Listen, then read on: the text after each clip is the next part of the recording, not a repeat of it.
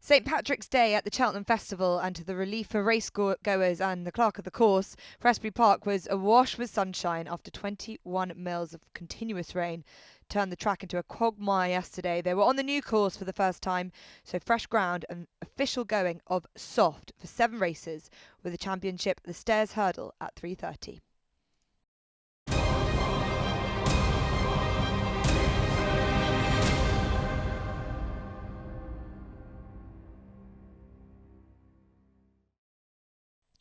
The first race of the day was the Turners Novices Chase, a Grade 1 over 2 mile 4 furlongs. 4 runners stood their ground, and unbeaten in all his 3 starts since going chasing, Galopin de Champs looked a potential superstar in the making, and he was out to confirm that for Willie Mullins and Paul Townend. Commentary comes from Mark Johnson. They're walking forward, and they're off. A St Patrick's Day cheer gets the 4 Irish-trained horses away in the Grade 1 Turners Novices Chase. The first race on day 3 of the festival, Galopin des Champs, was big and bold over fence number 1. Not so El Barra at the back of the field, who just jumped a little bit away to his right. They go now towards fence number 2 of the 16. Galopin des Champs has got a unchallenged lead. Once again, he jumps the second like a puissance wall. He gave it about a foot to spare over Bob Ollinger in second, and then Bustleton in third, and El Barra, as he did at fence number 1, jumped just a little away to his right over fence number 2. A long run now down the hill on towards the 4 plain fences taken in the home straight for the first time. Galopin des Champs clear by 4 lengths to Bob Ollinger in second. He in turn now has got a break of 6 lengths over Bustleton in third on the inside of El Barra. On now towards fence number 3. Paul Townend and Galopin des Champs come to it. Again, he spends plenty of time in the air over Bob Ollinger over in second.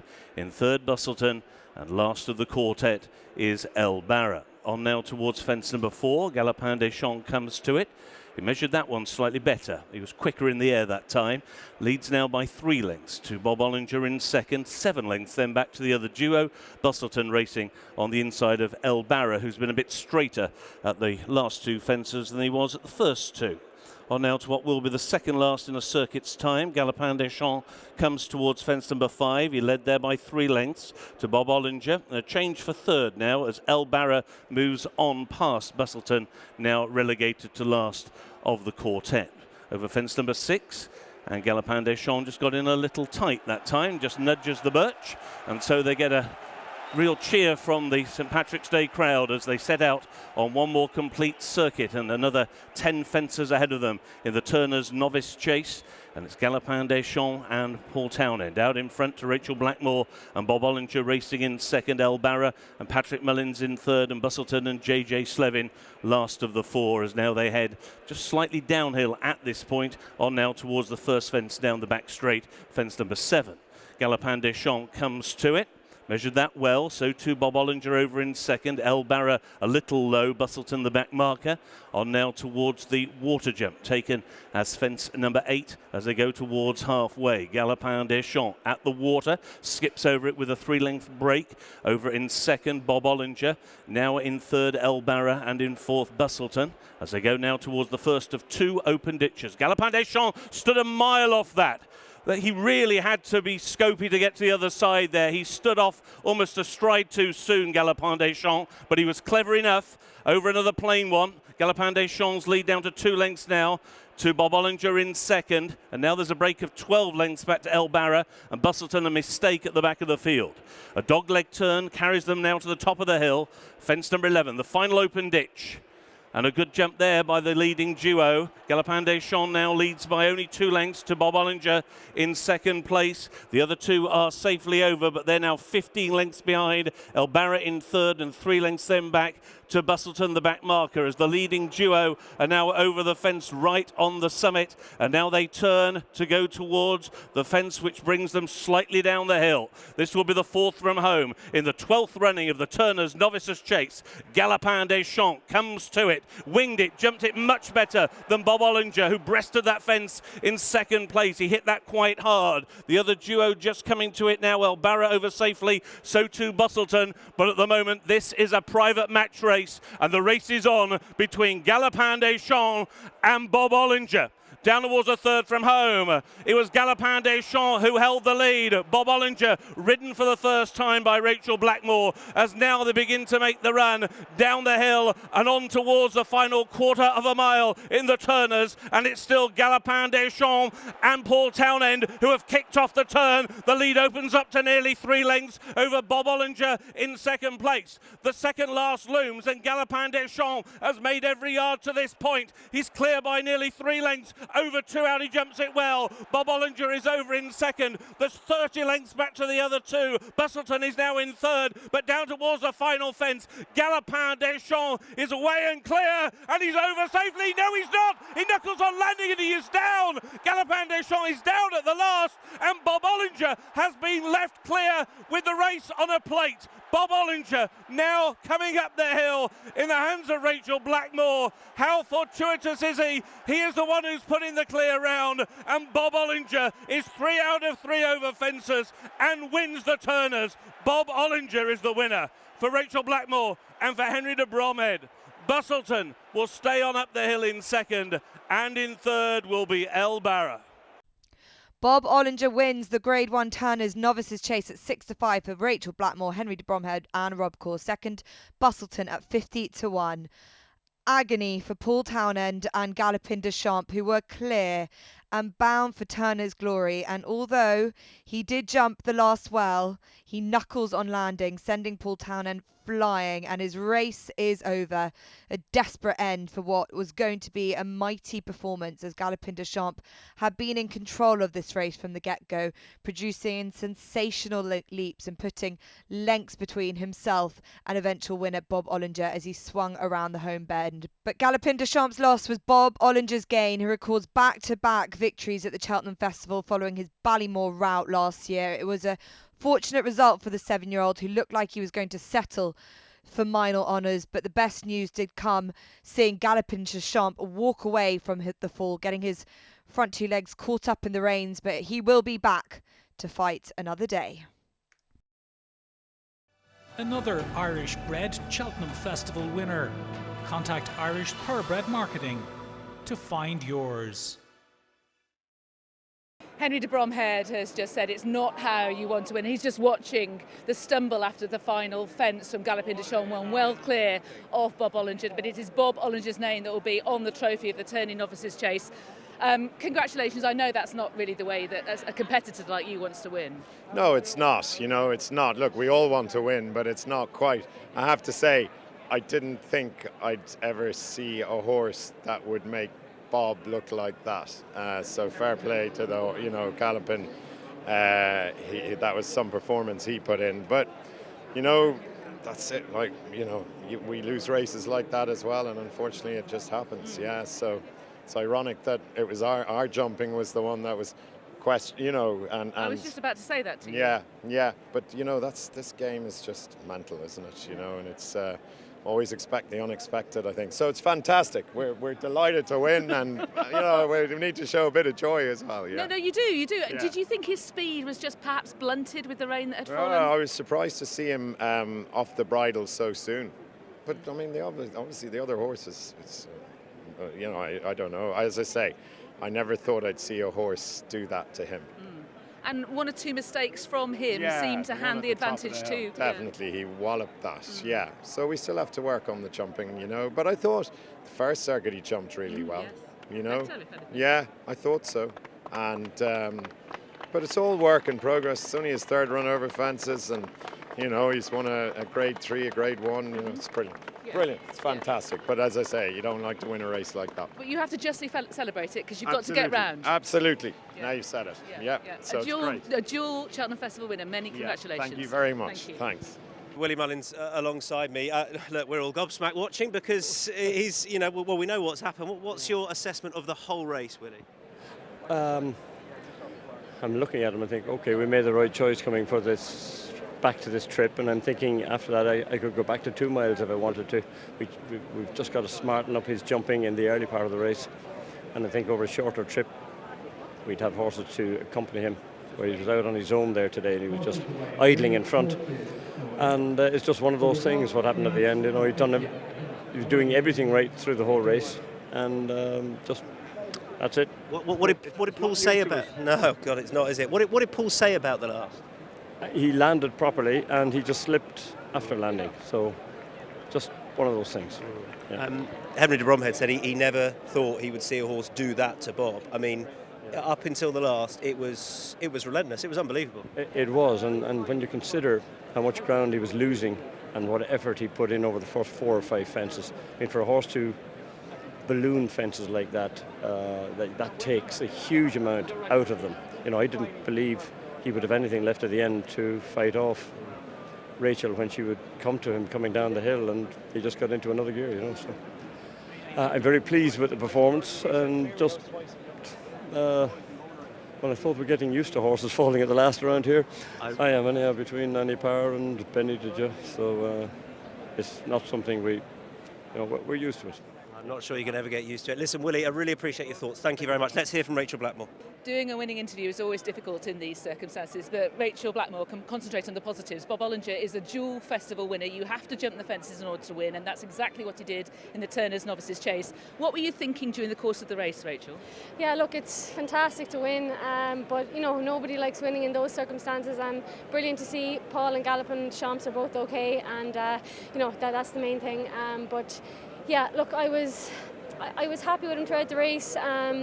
You know, he made 1 or 2 little errors, but I thought on a whole he jumped well enough. There's definitely room for improvement there, but his jumping is improving the whole time. To be honest, 4 out, I wasn't delighted with him. I thought I'd be travelling a bit better. So I don't know if it was the true Bob Ollinger today in some ways. You know, even when I galloped up the hill, you know, he didn't do it in the kind of fashion he did last year, and you know, look, I was never going to catch Paul if he stood up.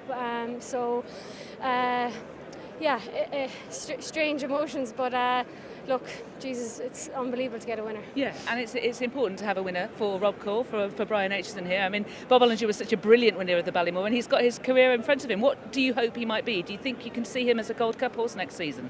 Yeah, I think this is one of the best horses Henry has in his yard, and it's fantastic. Brian has first festival winner now, and yeah, I just wouldn't be too disheartened by the manner in which we finished, albeit a winner, because I just know that wasn't the true Bob today. For whatever reason, I don't know, but no, he's a fair horse, and geez, we're very lucky to have him. And you'll know this from having ridden him elsewhere, but could the rain that fell yesterday, could that have contributed? Could it have blunted his speed a little? A little bit, but to be honest, no, it's beautiful jumping ground out there. It's soft ground. You know,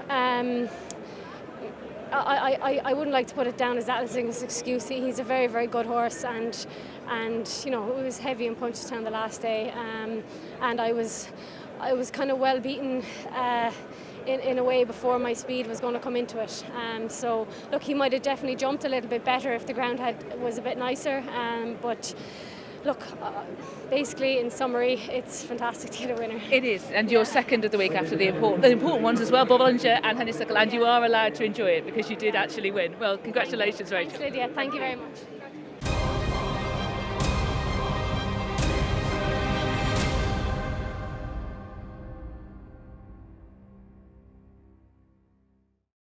The 210 was the Pertemps Network final handicap hurdle. As always, an ultra-competitive renewal, a puzzle for punters, with the ground throwing it right open. But all the money came for Alaphilippe, Winterfog and Sir de Burley, sent off the 11-2 co-favourites.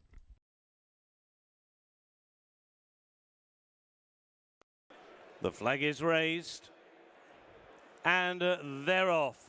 For the Pertemps Network final, this handicap hurdle, grade 3, is run over 3 miles, and Pylon is the first to begin on the outside. Dame de Compagnie On the inside is Kansas City Chief. Those are the first three. Volcano is racing in fourth position as Pylon and Kansas City Chief lead them over the first. A mistake by Dallas de Picton, who's in the last third of the field. He hit that flight quite hard. At the moment, towards the rear of the field, Dunboyne is just about the back marker as Kansas City Chief takes them over flight number 2, and they're all safely over that. They'll cross 12 flights in all, and it's Kansas City Chief who leads Pylon and Dame de Compagnie on the outside as they go over flight number 3. Honest Vic took that one in fourth position. He's followed by Volcano up on the outside. The Cobb with the white cheek pieces on the inside. What's Not to Know is next as they race now to the top of the hill. Born Patriot is next in the field, racing alongside Cœur Serein as they go into that top turn. At the moment, towards the rear of the field, the likes of Dunboyne as they race on now towards the flight taken right over on the far side of the track. And it's Kansas City Chief and Victoria Melzard. Pylon on this one's outside in second as they cross over that flight of hurdles. And we have a couple gone down there. Sassy Yet Classy was badly hampered and brought down in that melee at the top of the hill. And there is one other one that has gone at the top of the hill, but it's Kansas City Chief who leads the way to Pylon, who races in second position. And then Dame de Compagnie on the outside, the Cobb. Born Patriot was the other one who was gone at the back of the field. So Born Patriot went at the top of the hill. He brought down Sassy Yet Classy. So now they make the run down the hill, and it is Kansas City Chief who leads. Pylon in second, the Cobb racing in third. On the outside, Dame de Compagnie in racing in fourth position. Honest Vic is in fifth, Volcano, followed by Cœur Serein, who races on the inside of Mill Green. Out a little bit wider is What's Not to Know, and then If the Cap Fits as they go over that next flight of hurdles. Alaphilippe is racing in midfield. He's just in behind Winter Fog, with on the inside Tully Begg and also Ballyandy. Working into the last third of the field, Third Wind. He's just in advance of the Jam Man, with Sire de Burley around the outside of Dallas de Picton. Dunboyne still towards the rear of the field. Stony Mountain is also still right out the back, and he's plotting his own course right towards the inside as they make the run now on towards the halfway point. And it's Kansas City Chief who's still got the lead over the Cobb on the inside. Dame de Compagnie on the outside of Pylon. Honest Vic is racing in fifth position. Volcano is in sixth. Cœur Serein on the inside in seventh. Mill Green is in eighth, followed by What's Not to Know as they go over the flight, which will be the last in a circuit's time, and they're all safely over. So 20 of them setting out on their final circuit, and it's Kansas City Chief who leads the Pertemps field to Dame de Compagnie racing in second. The Cobb is in third. Pylon racing in fourth. Honest Vic is in fifth position. In sixth place is Volcano as they reach the top of this little hill. Then What's Not to Know, who races around the outside. On the inside, Mill Green and Cœur Serein, followed by Alaphilippe. And If the Cap Fits, then Tully Begg, who races towards the inside of Winter Fog. Around the outside is Sire de Burley and the Jam Man. Then Third Wind and Ballyandy, Dallas de Picton as they go now over the first flight taken down the back straight, at which Kansas City Chief was still the leader. Stony Mountain is still the back marker, and last but one is Dunboyne. So they head now on towards the final mile, and Kansas City Chief still has the lead on the inside of Dame de Compagnie, who took it in second. The Cobb was over in third. Ballyandy made a mistake in the last third of the field as they continue now on towards the third flight on this line. It's flight number 9. Kansas City Chief led Dame de Compagnie over in second, and then the Cobb on the inside took it in third. Pylon followed by Honest Vic, and then right on the in of the pink of Cœur Serein, who races alongside Mill Green. Plotting a wide course is What's Not to Know. He races on the outside and just in front of Volcano, followed by If the Cap Fits and Alaphilippe in the black and yellow. On the inside is Tully Begg, and then Third Wind. After Third Wind, the Jam Man and Sire de Burley on the outside, with Winter Fog as they bypass this next flight of hurdles, and Kansas City Chief still has the lead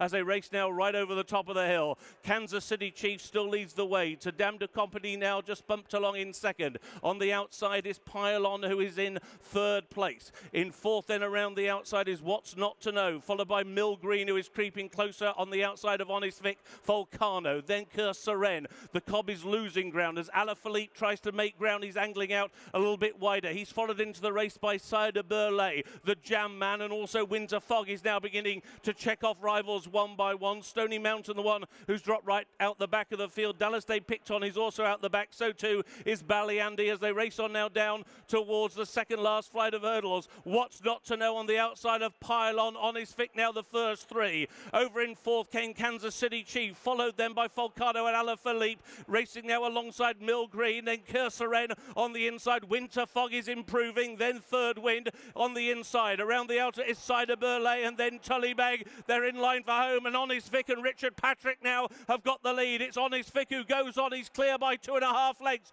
to Alaphilippe, and on the inside Mill Green. Then What's Not to Know. Winter Fog continues to stay on with Cursoren and Third Wind. They've still got a quarter of a mile to race. One more flight to take. Honest Vic has got the rail to help. In the centre is Mill Green. These are the first two. Winter Fog continues to surge. Alaphilippe and then Third Wind as they took the final flight. A mistake by Honest Vic. It's now on the near side, Mill Green. Over on the far side, Alaphilippe and Third Wind. Third Wind now ahead in front. Alaphilippe is trying to come back. These two as they race up towards the line. Third Wind just in front. Third Wind has won the Pertemps. Alaphilippe in second. In third came Mill Green, and in fourth Winter Fog, and then in fifth place If the Cat Fits.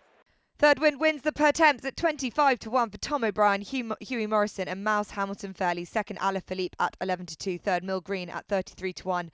Fourth, Winter Fog at 11 to 2. A wide open finish to the Pertemps with 5 horses still in this race coming to the last. And Third Wind delivered under superb Tom O'Brien ride, who needles his way through the field, making up plenty of ground and matching strides with the co-favourite Alaphilippe, but getting his head in front where it matters on the line. There was a long stewards' inquiry following the race, the stewards looking into any possible interference between the first two horses, but with Alaphilippe's jockey Paddy Brennan dismissing anything of the sort, it was clear that the best horse was first past the post, and Third Wind gives Hughie Morrison a fantastic second Cheltenham Festival victory 20 years after Frenchman's Creek win in the National Hunt Chase.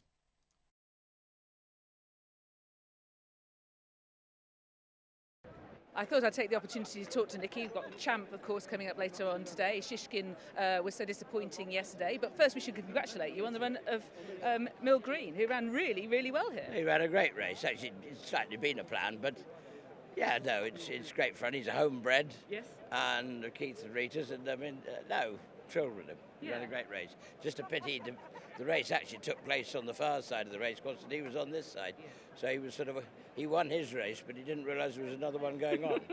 It's another good performance at the festival from him, though. Yeah.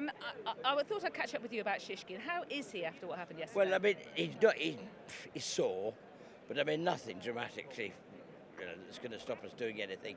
As far as I understand, I actually had to leave quite early because we've got sales here tonight. But Charlie just said that he's not just 100%, but I mean, nothing to panic about. Is that sort of typical as you would? Yes, you would. I mean, well, yeah, you'd have to say it's a bit strange in that he didn't go very far, and yet he started perfectly. I've got to say, it was really rather obvious, even going to the first fence, that he wasn't. I mean, I wasn't happy going to the first, in that I know Nico wasn't where he wanted to be. Well, when you've only gone 100 yards, and you're saying, well, why aren't you where we, Yes. It was just like he wasn't. You could say it was ground, but I mean, he was hard. As you know, they come here, they're all vetted before they start, so yes. He started perfectly okay, but apparently he is just a little bit off, but I mean, so are quite a lot of them after this week, I can tell you. Yes, and obviously there's no absolutely. I mean, actually, all ours have been perfectly all right so far. Very quickly, because I have to go to Tom. Champ, all fine? Very happy with him? I'm happy with him. I mean, we've just gone on a sort of slightly different tack and tried to freshen him up because we think he runs better sort of first time out. Okay. So I'm trying to pretend it's his first run of the season. Well, I can't fool him that well. We'll all collude in that. Best of luck with him later. Thanks, Nicky. Over to Tom. Fergal O'Brien, well, Fergal just congratulating Hughie, I suggest, not suggesting you should win the race, or are you? I don't know, there's a steward. No, not at all. I think the best horse won on the day, so we'll take our defeat. Look, we couldn't have asked any more from Paddy or the horse. Both of them left nothing out there. You run that race another 10 times and it'll go either way. I thought before the last, I thought we were going to finish fourth, and he's actually locked on coming to the last, and I thought he'd win from jumping the back of the last. So I'm pretty gutted at the minute. So, but look, delighted. Look, the lads have been so supportive. Nick Brereton, who sponsors the yard, Brez Betton, he's been very good to us. And this horse, this was a plan for a long time out, and it nearly came off. It nearly came off. It really did. Nick is just to my left. Sorry, Nick, I'll bring you in. I take it was nearly a plan coming together very well. Fergus done everything we possibly could, and on the day we just came up against one that just pipped us. So That's horse racing. You know, you get the joy, you get the sadness for coming second, but you know, can't thank this man enough for everything he's done, and you know, it's still a brilliant day. So, listen, guys, I really appreciate your time. I know it's not easy. And let's hear from the winning trainer, Hughie Morrison. Hugh Morrison is just debriefing the press after the Pertemps handicap hurdle. He's hoping he's trained his second winner at the Cheltenham Festival with third wins. If that's the case. Since Frenchman's Creek. Yeah. And rather like Frenchman's Creek, we didn't really come here expecting anything. To be honest, we came here for a day out. You know, he's a sort of horse. He's been up there, won a Grade 2. He was fourth off the same mark here 2 years ago and couldn't win. So. We look at the handicaps, and to be honest, we've become very realistic about life. But he's a very good horse on his day. These are his conditions: soft ground, good gallop. Haydock last time it was bottomless, just one degree too much or 2 degrees too much. And he ran a very nice trial at Warwick, and he was entitled to beat Philippe and Sir Burley on that because we've been dropped a bit more since then. And you know we've been lucky; it rained. He was produced beautifully, I thought, by Tom. Yeah, Tom rode a spectacular race. We said,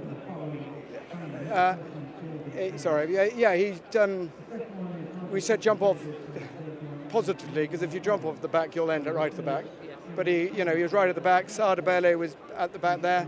Tom took the brave route, came there, and he always thought he was going to get there, and he said he won easy. You know, he didn't even have to hit him. You know, he's not. The thing about him, when he hits the front, he doesn't do a lot. Have you had a chance to have a look at the head-on? Yes, I watched it out on the course. I thought it was pretty needless. Okay, so you'll be fully expected to have, winner all right. No, I don't, because I don't like these situations. But I don't think that it should have been an inquiry, to be honest. Okay. And if they turn it around, I will appeal. Okay, well, that's a firm position. Yeah. Is it? I think you can allow yourself a little bit of celebration. Can you, or are you just being cautious at this stage? I don't trust people. It's quite a strong statement, Hughie. No, I've had a bad experience with a few years ago, and as a result, I don't trust people. Okay.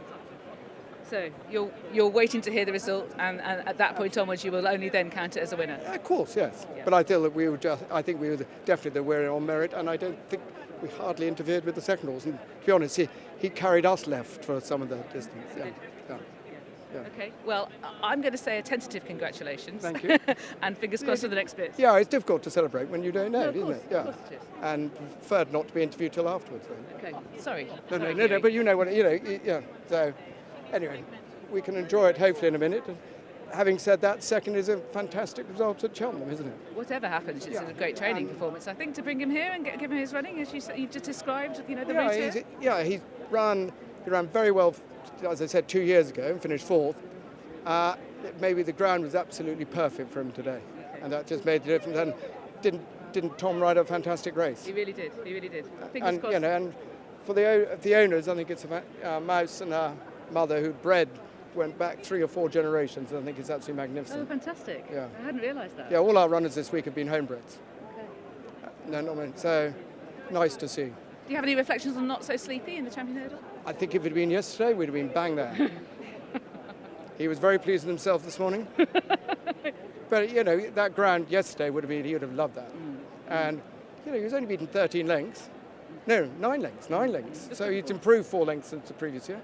Well, we're blessed to have a horse like him, and obviously third wind is exceptional. Yeah, not so sleepy definitely adds to my enjoyment of horse racing now. We're about to hear, so we're going to stick with you. Stewards inquiry. The placings remain unaltered. Congratulations, Hugh. I knew you were safe because it was so quick. Congratulations. Thank you. I can relax now. But it's just slightly sad for the moment. Yes. The moment is always, and when you hear that awful ding-dong, you think, oh. When we had our first Royal Ascot winner, the same thing happened. Please enjoy it from the... We certainly will. Thank you. Congratulations. Thank you.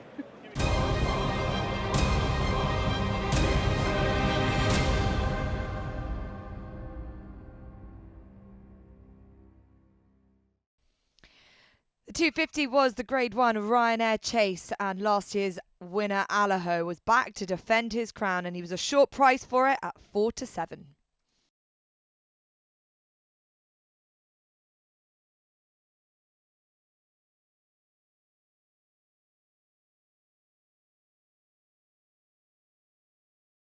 And they're off for the Ryanair Chase, Grade 1, 2 miles, 4.5 furlongs. Allaho immediately sent into the lead, and he's been attended by Eldorado Allen on his outside as they go over the first fence. The back marker was Fanion d'Estravel, all safely over the first, and now they race on towards the second of the three along this central line of fences. Allaho on the inside led Eldorado Allen over in second place. Shan Blue on the inner rail is in third position. Out wide is Mellon, who's racing in fourth. Conflated in fifth, and then Janadil and Fanion d'Estravel as they go over fence number 3, and now a long run on the flat before they encounter the first of the 4 fences taken in the home straight. Paul Townend as Allaho, the reigning champion, out in front as he makes the downhill run. He leads by 2 lengths to the grey Eldorado Allen racing in second. Now there's a break of 4 lengths to Shan Blue in third. On his outside is Mellon in fourth. Then the Irish Gold Cup winner Conflated racing in fifth. Janadil is in sixth, and Fanion d'Estravel is the back marker as now they head up the home straight for the first time and on now towards fence number 4. Allaho comes to it, measured it beautifully, the leader, all safely over towards the rear of the field. Janadil just a little low as they now race on towards the second on this line. Allaho comes to it, skips over the fifth, reaches for it. A mistake in fourth position by Mellon, who just trailed his hind legs through that fence, but not a serious error as Allaho leads them on to the racecourse proper and on now towards the next 2 fences before they set out on their final circuit. And it's Allaho who leads now by 3 lengths as he comes to this next fence, jumps it well. Eldorado Allen over in second, Mellon on the outside of Shan Blue, then Janadil, Conflated, and Fanion d'Estravel. This will be the final fence in a circuit's time. Allaho comes to it again, measured it well, jumping slightly away to his left in second was Eldorado Allen. As now the Ryanair field make the way up past the enclosures, and it's Allaho and Paul Townend who lead the way. And they've got an easy lead here. It's 3 lengths to Eldorado Allen in second, who in turn has got a break of 4 lengths over Shan Blue, who races in third place. A further length and a half back to Mellon, 2.5 lengths to Janadil, further length and a half to Conflated, and a length back is Fanion d'Estravel, and that's putting him 10 lengths off the leader, who continues to be Allaho at this fence taken slightly downhill. Again, all safely over. Allaho in a good rhythm. Going now towards the water jump, fence number 9. Allaho leads Eldorado Allen. They've always been the first 2. Shan Blue sitting off them in third position. Then Mellon, followed by Janadil. Fanion d'Estravel is now relegated Conflated to just be last as they go now towards fence 10. This is an open ditch. Eldorado Allen at the second position. Took it about 2 lengths off Allaho, and now they make the run on towards the hill. Up now towards fence number 11. Allaho, a little low there, didn't check his momentum. All safely over. In second, Eldorado Allen. In third, Shan Blue. In fourth now, Janadil. In fifth, Mellon. And then Conflated on the inside of Fanion d'Estravel. The final open ditch is fence number 12. Allaho by about 2.5 lengths to Eldorado Allen and Shan Blue, all safely over that open ditch. And now they're racing on up to the very, very top of the hill and fence number 13, which will be the 5th from home in the 18th running of the Ryanair. Allaho led there by 2.5 lengths to Eldorado Allen over in second, Shan Blue in third, Janadil in fourth, ridden along for the first time, likewise Mellon in fifth, and then Conflated on his outside, Fanion d'Estravel. They take the turn, going towards the fence now, which is 4 out. Allaho skips over it, still with a handy lead, as now they begin to set sail down the hill in the Ryanair Chase, and Paul Townend is still out in front and going well. The lead is 3 lengths for Allaho over Eldorado Allen in second. Shan Blue switched out wide. Then Janadil, Conflated, now been smuggled into the race by Davy Russell, closing from a long way back. Mellon is last but one, and Fanion d'Estravel is tailed off as now they begin to make the run to the bottom of the hill, and it is Allaho, the one they've all got to come and catch. It's Allaho who takes the turn into the home straight. Now Janadil moves into second. On the outside, Conflated is staying on the inside, Eldorado Allen. Shan Blue is next, down towards the second last, and Allaho still has this handy advantage. It's nearly 4 lengths as he takes the second from home. Janadil over in second, down Conflated when challenging for second place, and down now towards the final fence. Allaho is clear at the final fence now. He's over safely. He paddled his way through it, but he's clear of Janadil staying on in second. Eldorado Allen is back in third. He has made every yard of the running. He will be only the second horse to win the Ryanair twice, and it is Allaho who again wins the Ryanair. Allaho much the best. He beats into second Janadil. In third was Eldorado Allen, and in fourth came Fanion Destraval. Allaho wins the Ryanair chase at 4-7 for Paul Townend, Willie Mullins and Cheveley Park stud second Janadil at 12-1. Allaho was imperious in the 2021 Ryanair chase, and he produces another faultless performance, bossing this race from the front under Paul Townend, who freewheeled down the hill with his rival struggling to keep up with the hot tempo he was dictating. Conflated looked like he was going to pose some sort of threat, but he came down and it left Allaho free of concern. And with just the last to jump, there was a big sigh of relief to see Paul Townend and Allaho clear the last following the misery of Galopin des Champs earlier today. But Allaho is just far too good for this field and relishes the Cheltenham Hill, with Janadil rallying for second to give Willie Mullins a brilliant 1-2.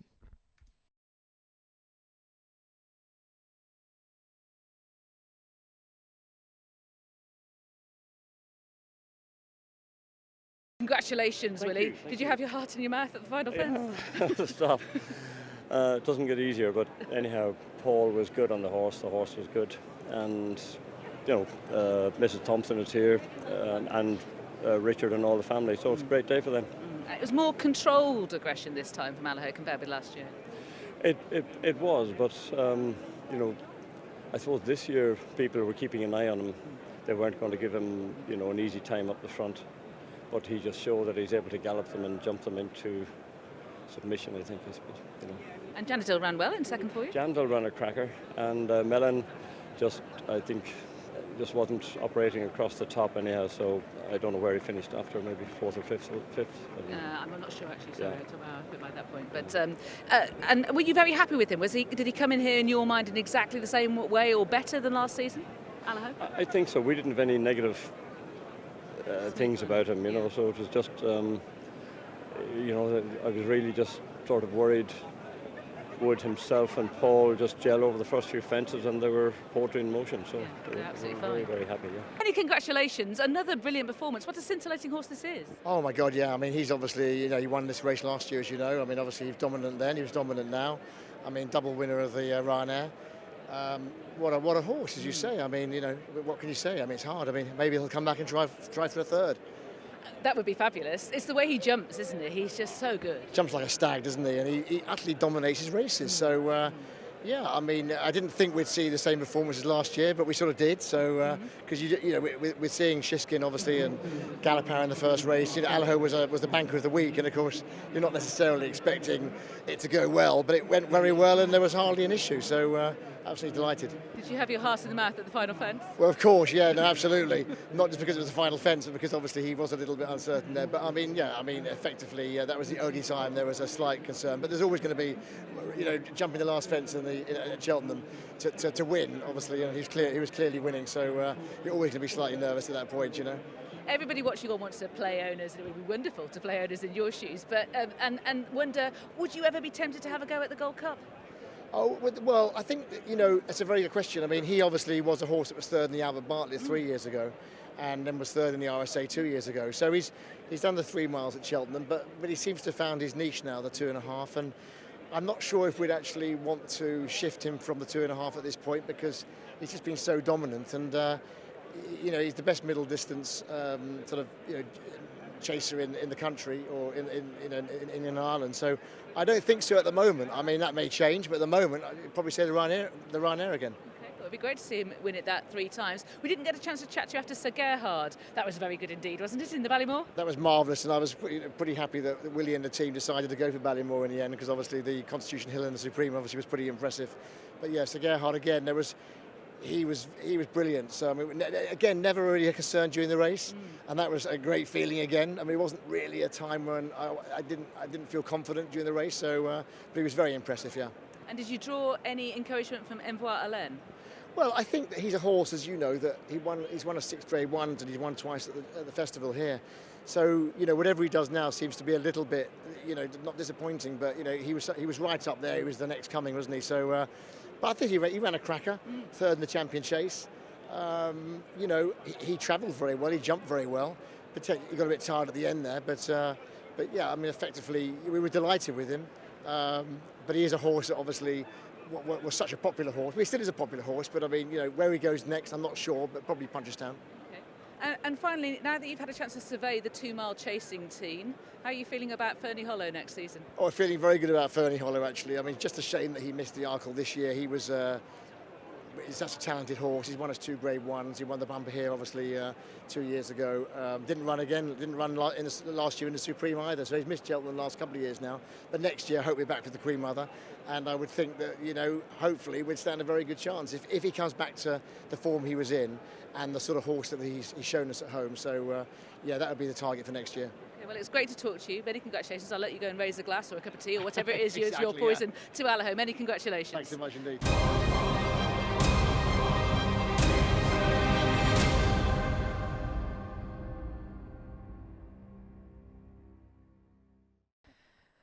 There were question marks hanging over several of the lead protagonists in this year's renewal of the Paddy Power Stayers Hurdle, but the late money came from the former Supreme Novices Hurdle winner Classical Dream, who went off at 11-4.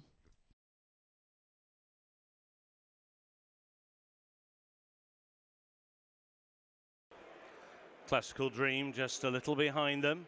All clear is given, and they're off. And Paisley Park has jumped off okay. Classical Dream has jumped off okay. So all 10 of them in their stride for the Paddy Power Stayers Hurdle of 2022. And it's Flooring Porter who takes the early lead, home by the Lee on the inside of Royal Kahala. And then Lisnagar Oscar on the outside as they go over the first flight. The back marker is Classical Dream, who's ridden with considerable restraint by Paul Townend as they go towards the second of the 12 flights. Flooring Porter will lead over it, and by the Lee over in second place, Royal Kahala over in third, and then Lisnagar Oscar, followed next by Song for Someone, who races alongside Champ as they go over flight number 3. Time Hill on the inside, last but one, Kashari together with Paisley Park, and just last is Classical Dream. They take the first dogleg turn at the top of the hill. Flooring Porter, Danny Mullins have the advantage as they go now towards flight number 4. That advantage now out to around about 4 lengths. Home by the Lee on the inside of Royal Kahala, out wider Lisnagar Oscar. As they cross over this flight, leader Flooring Porter jumped that one beautifully.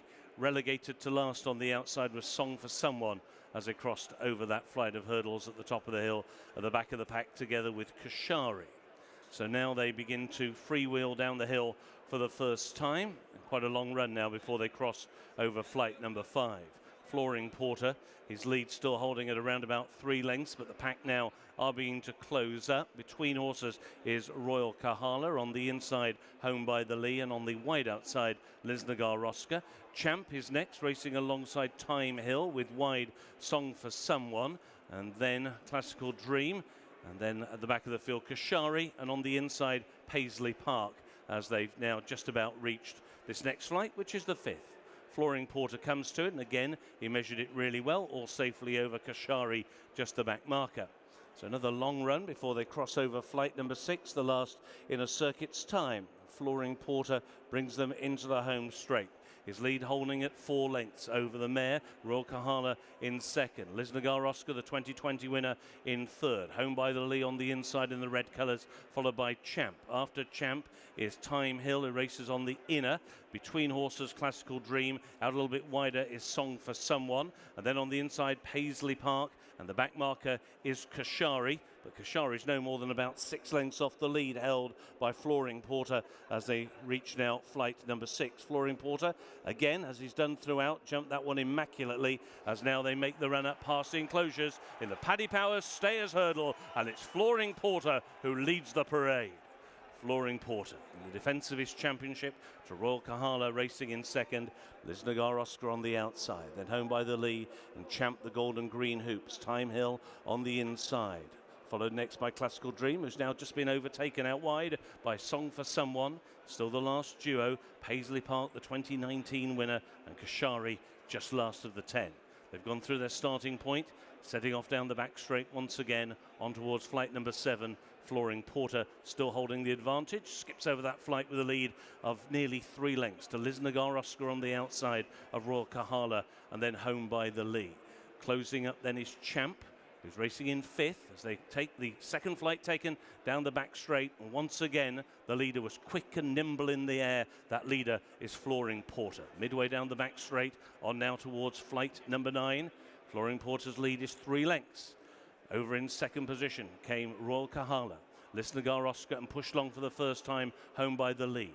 Champ is next, travelling well. He's followed into the race by Time Hill and by Classical Dream. Paisley Park off the bit. He's hit a flat spot. Ridden along on the inside now by Aidan Coleman. He's only got a couple behind, Song for Someone and also Kashari.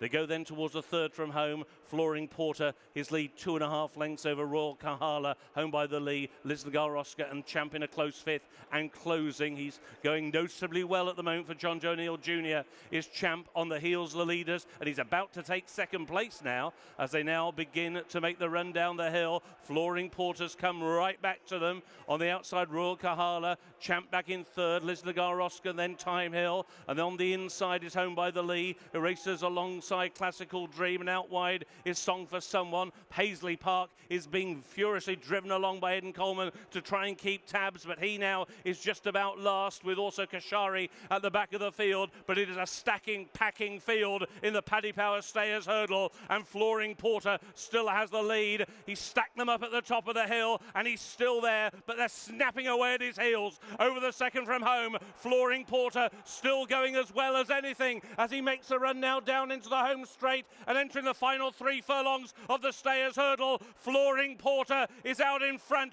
Champ now cuts to the inside with Royal Kahala. Then Classical Dream on the outside of Time Hill, who is trying to stay on. Kashari is next, but it's Danny Mullins and Flooring Porter who still have the lead. Now they're inside the final quarter of a mile. One more flight to take. Flooring Porter has the lead. Classical Dream on the near side. Champ on the far side. Time Hill trying to stay on. Paisley Park is picking up late. Flooring Porter at the final flight now. Flooring Porter out in front by 2 lengths to Classical Dream in second. Time Hill is in third. Champ is in fourth. Paisley Park staying on in 5th, but it's Flooring Porter who is out in front, and he's going to defend his championship. He's a brilliant winner, a back-to-back winner of the Stayers Hurdle. Flooring Porter wins again. It was tight for second, a rallying Paisley Park on the outside of Time Hill, followed by Champ and the rest. Flooring Porter wins back-to-back renewals of the Stayers Hurdle at 4-1 for Danny Mullins, Gavin Cromwell and the Flooring Porter Syndicate. Second, Time Hill at 11-2. Third, Paisley Park at 17-2. As predicted, the start was crucial here, and Flooring Porter got the start he wanted under Danny Mullins, who set perfect fractions and controlled this race to a T, letting this horse do his own thing out in front. And coming to the last hurdle, he was still full of running. The challengers coming, but Flooring Porter still plenty more to give, and he found plenty too, slightly jerking out to the left, but Danny Mullins was able to steer him straight, and he wins going away from a mighty run in behind from Time Hill and Paisley Park, who pick up the pieces in second and third. And there were huge celebrations afterwards from the Flooring Porter Syndicate, who were denied the opportunity to see their hero win his first Stayers last year, but made up for it in spades second year round.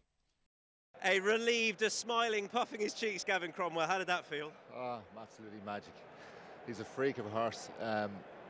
What a ride. Very cool. Danny coming down the hill and just stacked them up and knew he had plenty of horse. What can I say? Just brilliant. Fantastic. How was he this time around, did you feel? Did you feel you had him absolutely spot on here? Yeah. Look, everything's been good with him coming up here into this, and he's been so cool since he came here. We got him here good and early, and he settled in lovely, and just went brilliant, you know. Did you feel more pressure this time around? Absolutely. When all the rain came yesterday, holding ground, I just thought, his form was on better ground, and you just don't know. But he's not much to look at, but by God, he's some engine. He does. And what happened last time when he and Classical Dream met? How much was that on your mind with regard to the start? Yeah, like I mean, look, it was a serious race, and you know, all but the start, there was no real excuses. But I don't know. What more do you say? Look, I'm just watching him on that big screen there late on, and he just finds and finds up that hill. He's an unbelievable engine.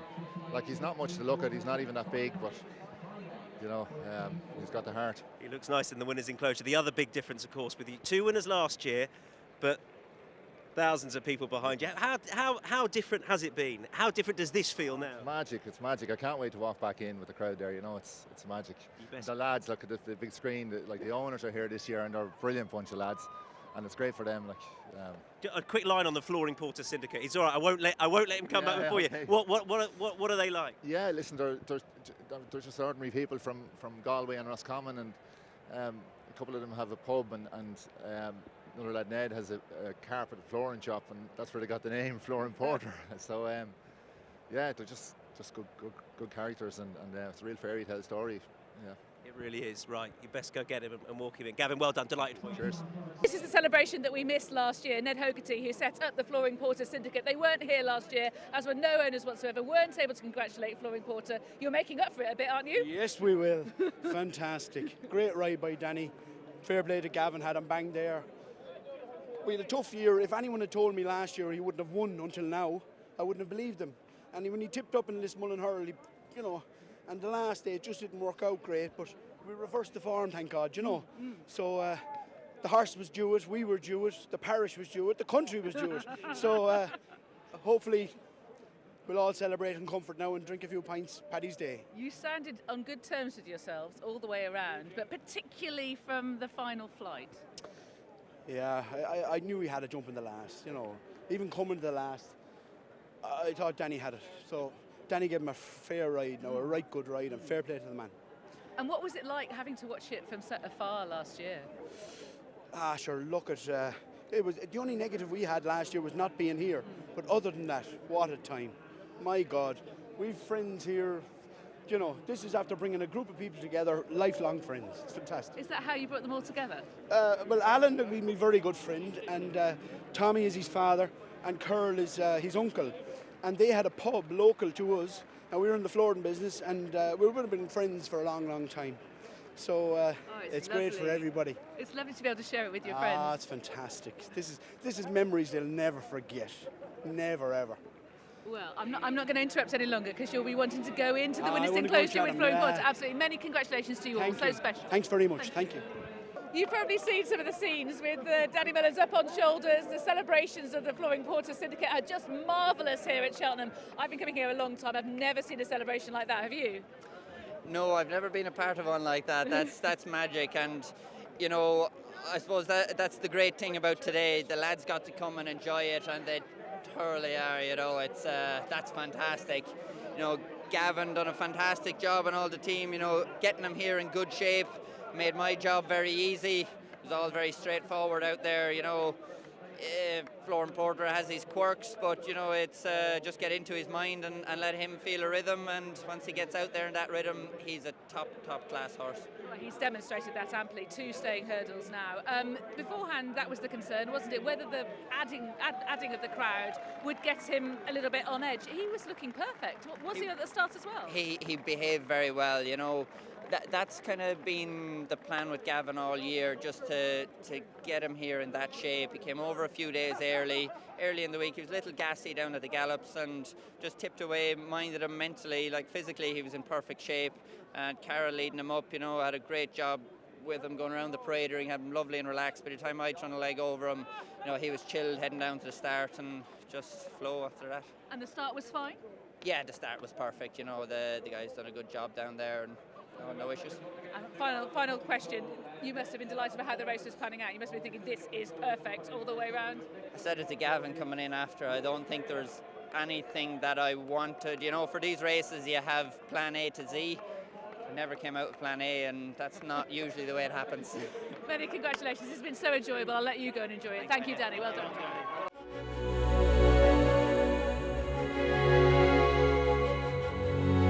The winning horse is a golf's horse. Another Irish-bred Cheltenham Festival winner.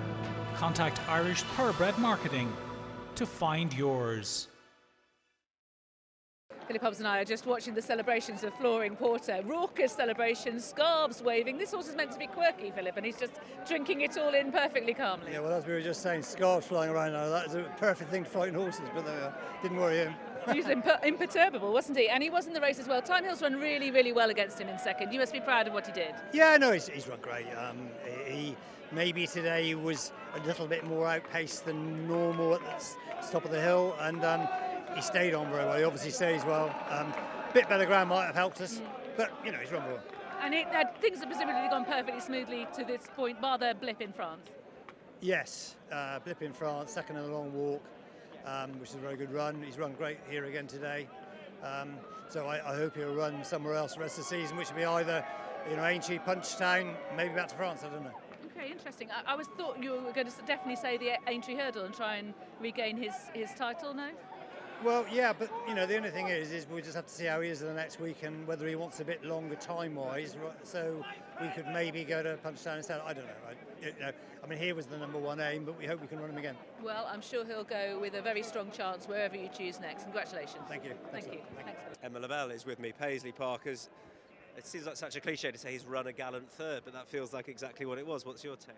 Yeah, absolutely. You know, he's run a fantastic race. He really has, and you know, he sort of was flat out and just galloped. He was still the fastest up the hill. He just had to, you know, he just couldn't be fast enough through the race. But just so proud of him. You know, this is his 5th festival that he's run in a row, and to continue to run the races that he runs. He's just a very special horse. I suppose if I take you back to when it all went wrong in this race, to get him back to where he is now, you must be very proud, and everyone must be of him. Yeah, oh, absolutely. You know, he's closer this year than he was last year to Flooring Porter. He was a nose off being second. He has the heart of a lion, this horse, and he loves it, and actually behaved impeccably today, and yeah, jumped great. I mean, Aidan was interesting. He said he probably needs the soft ground to slow everybody down a little bit, but he's probably better on the nicer ground, but everything happens a bit quicker for him. So, you know, you can't have it every which way, and we're so proud of him, to continue to perform at this level. Yeah, he's very special. And he seems to still be relishing the finish to a race. He still loves his race. Absolutely, and so, you know, arguably that's as good as, you know, that's a good a run, or better run than he ran last year. So if he continues in this vein, you know, we'll just keep going. Quite right too. Emma, thanks for your time. Well done. Thank you.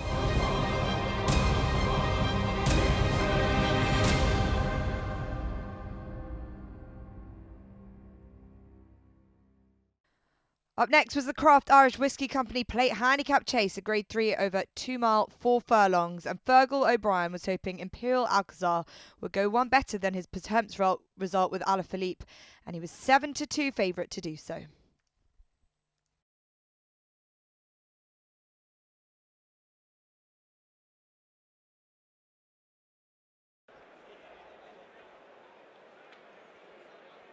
And they're off away for this Craft Irish Whisky Codor Plate Handicap Chase. Called Cody amongst the leaders, with Wishing and Hoping and Stolen Silver and Shahali and Munro as they jump the first fence. And at the back, Chinwag was very slow indeed and is slightly detached as they move on towards the second. Cool Cody, often a front runner on the inside of Wishing and Hoping, followed then by Shahali and Munro. Stolen Silver on the inside in the maroon jacket, and the headgear is Adramel. Close up with the big white blaze, the Glancing Queen towards the outside in the blinkers, Slate House, a red cap. Then Imperial Alcazar just driven into that fence and was awkward under Paddy Brennan from hard line. And they're followed by Born by the Sea, far away behind these from the Grey Grand Paradis. Celeb Dalen is towards the rear with only Chinwad behind him, and on his inside is Spirit of the Games. Running left-handed at the bottom end of the course and on towards the next couple of fences 4 and 5 as they head back towards the grandstand.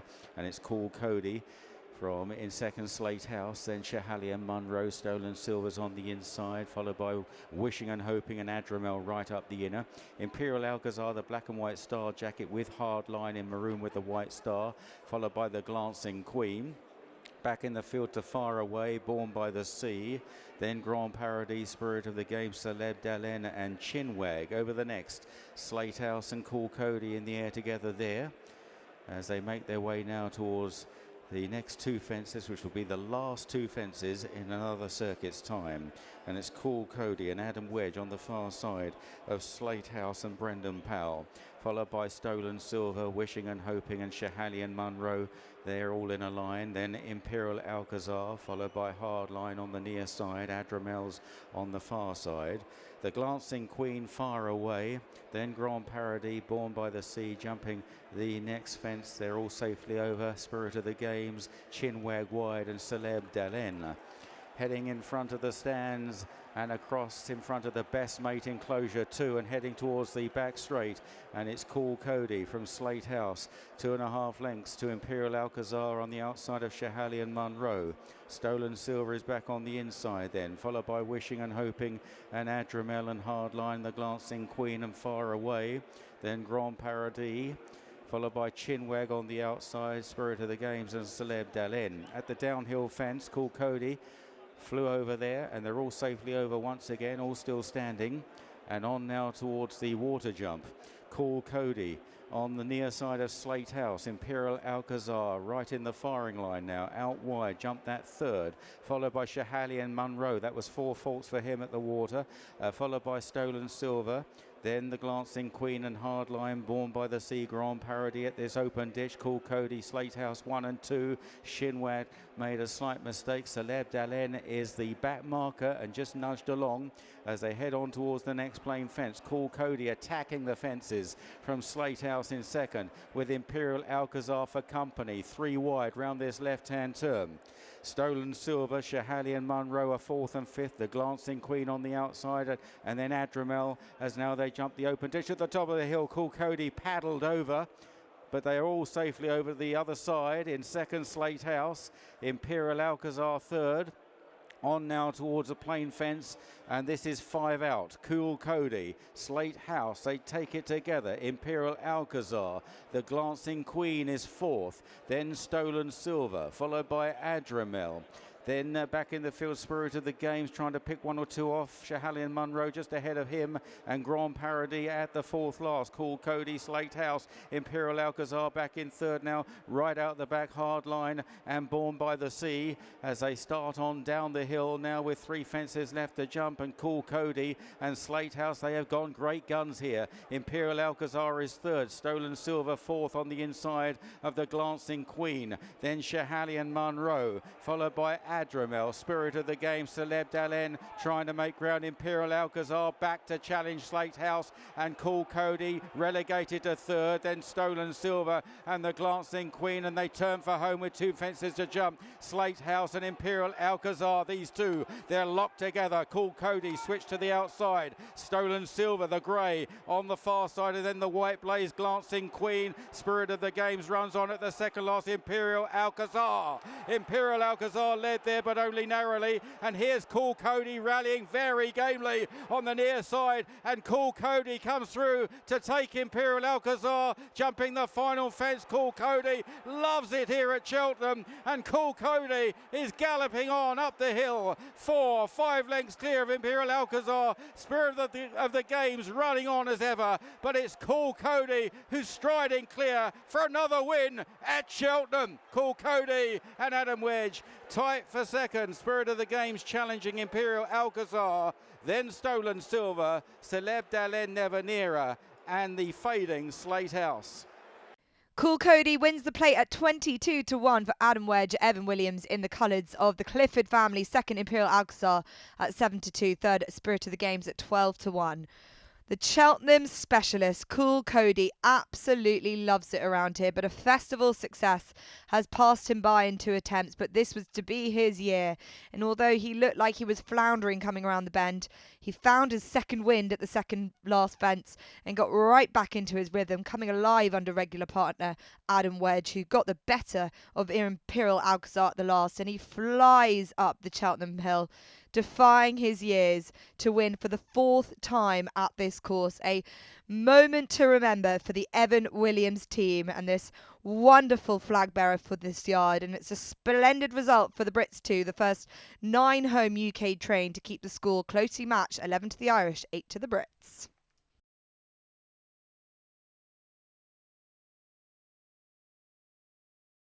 Another Irish-bred Cheltenham Festival winner.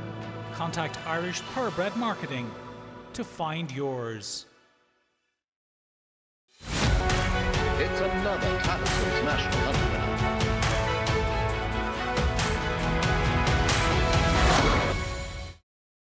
Evan Williams alongside me, and this horse just loves it here, Evan. Horses for courses is the oldest saying in the book, and hey, look, it means an awful lot, you know. Great. It's been a long time since I had one of these. So she's way. You know, every jockey coming back congratulating you. I'm going to pull you this side so the horses can walk behind us, Evan. But what were you thinking throughout the race? Because he didn't necessarily go about it the way he normally does it. The old ground is sticky enough for a lot of these horses, I'd say, and he was always going to help a horse that kept galloping, and he's a genuine old boy, keeps galloping, you know. And you know, to do it with that weight after his win earlier on this year, did you think it would be too much? Yes, yeah, he's 11 years of age, and it's remarkable. Thank you, Lev. Thank you. What about that man on board? Look, he's a massive part of what we do, and we wouldn't be where we are without him. He's a big help. What up? What a little hero this horse is. He's a warrior, isn't he? Yes. Absolute warrior. He's got cut up on the bend, and I think that's just put more fire in his belly. Once I pulled him out, he wasn't letting them get past him again. I'll be honest, I thought you were cooked at that point. He was not having it, was he? For a moment in my mind, I thought, that's me gone. I've pulled him out, and I've given him a crack, and I could feel the fire in his belly. He's an angry horse, but that made him angry. We don't want to make him angry, clearly. So special for him to win here at the festival, because obviously he's done it in the Paddy Power Gold Cup, he's done it at the December meeting, and now he's a festival winner. He's a Cheltenham legend in many ways. He's fantastic. He just seems to operate around here, and for a horse that jumps right, you wouldn't think a left-handed track would suit him. But all credit to Evan for getting him to go and win 3 big handicaps around Cheltenham. It's a fantastic effort, and Wayne and everyone, they put so much into the sport. It's just a pleasure to be riding them. And your part in him as well. And the race, how did it pan out for you? Were you happy during the whole part of it? He was a little bit cold over the first couple, and I've had to give him a squeeze to get into our usual position. But once we've swung the bend, coming up into home straight for the first time, he's taken me, and I was very happy. I had Brendan taking me on all the way, which probably I didn't think it was going to be ideal. But as I say, he's just a warrior, and he's just kept galloping. And is that unusual today, him being a bit cold early? He's done it in the past, once or twice. It's just that they go so hard to the first couple of fences. He's not the fastest horse, you know, but he just has that one cruising speed, and he just keeps going. Yeah, he's tremendous. What does this success mean to me? Mean to you? Obviously, Lisnagor Oscar was so special that day. This day, in fact, 2 years ago.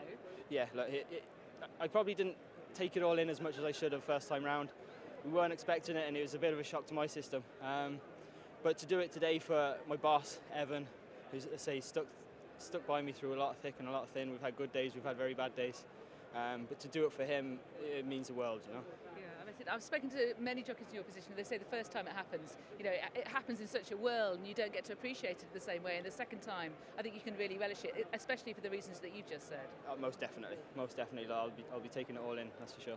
Well, it's fantastic stuff. It's a superb team effort, and he is a marvellous horse. Well done, Adam. Fantastic. Thank you very much. Thank you. Wayne Clifford owns Cool Cody, and I have to say I envy you so much. What a tremendous horse this is. He must fill you with pride. He's a legend.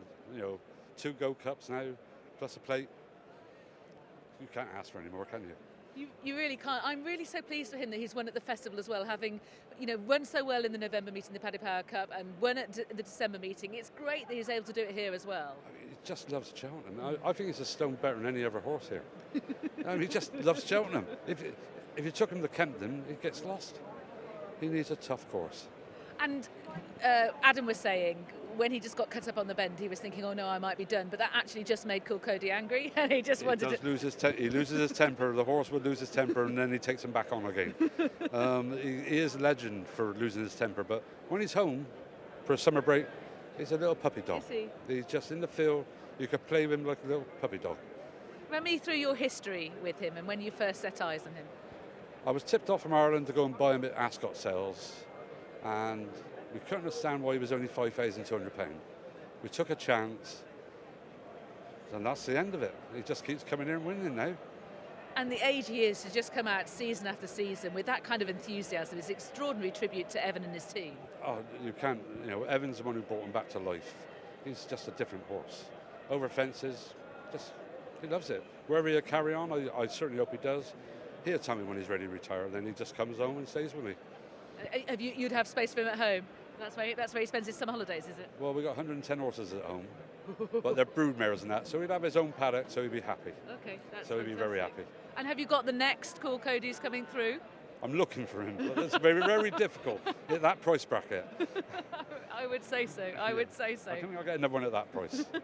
I'm certainly not. But you never know. And Adam gets on so well with him as well. Adam gets on fantastic. You can't, it's just a perfect combination. And do you get down to Evans a lot and see the No, I horses? don't go down to the yards. Oh, do you? No, I've got my horses at home what I look after, with, on the stud. Trainers know what they're doing. Leave them alone. Once you start interfering, I'm not a trainer. You sound like an ideal owner, I must say, Wayne. I hope so. I hope so. I hope so. I'm going to let you go and celebrate now, and Thanks so much. raise a glass for me as well, because I think this is a fabulous horse. Many congratulations. Thank you very much. Thank you.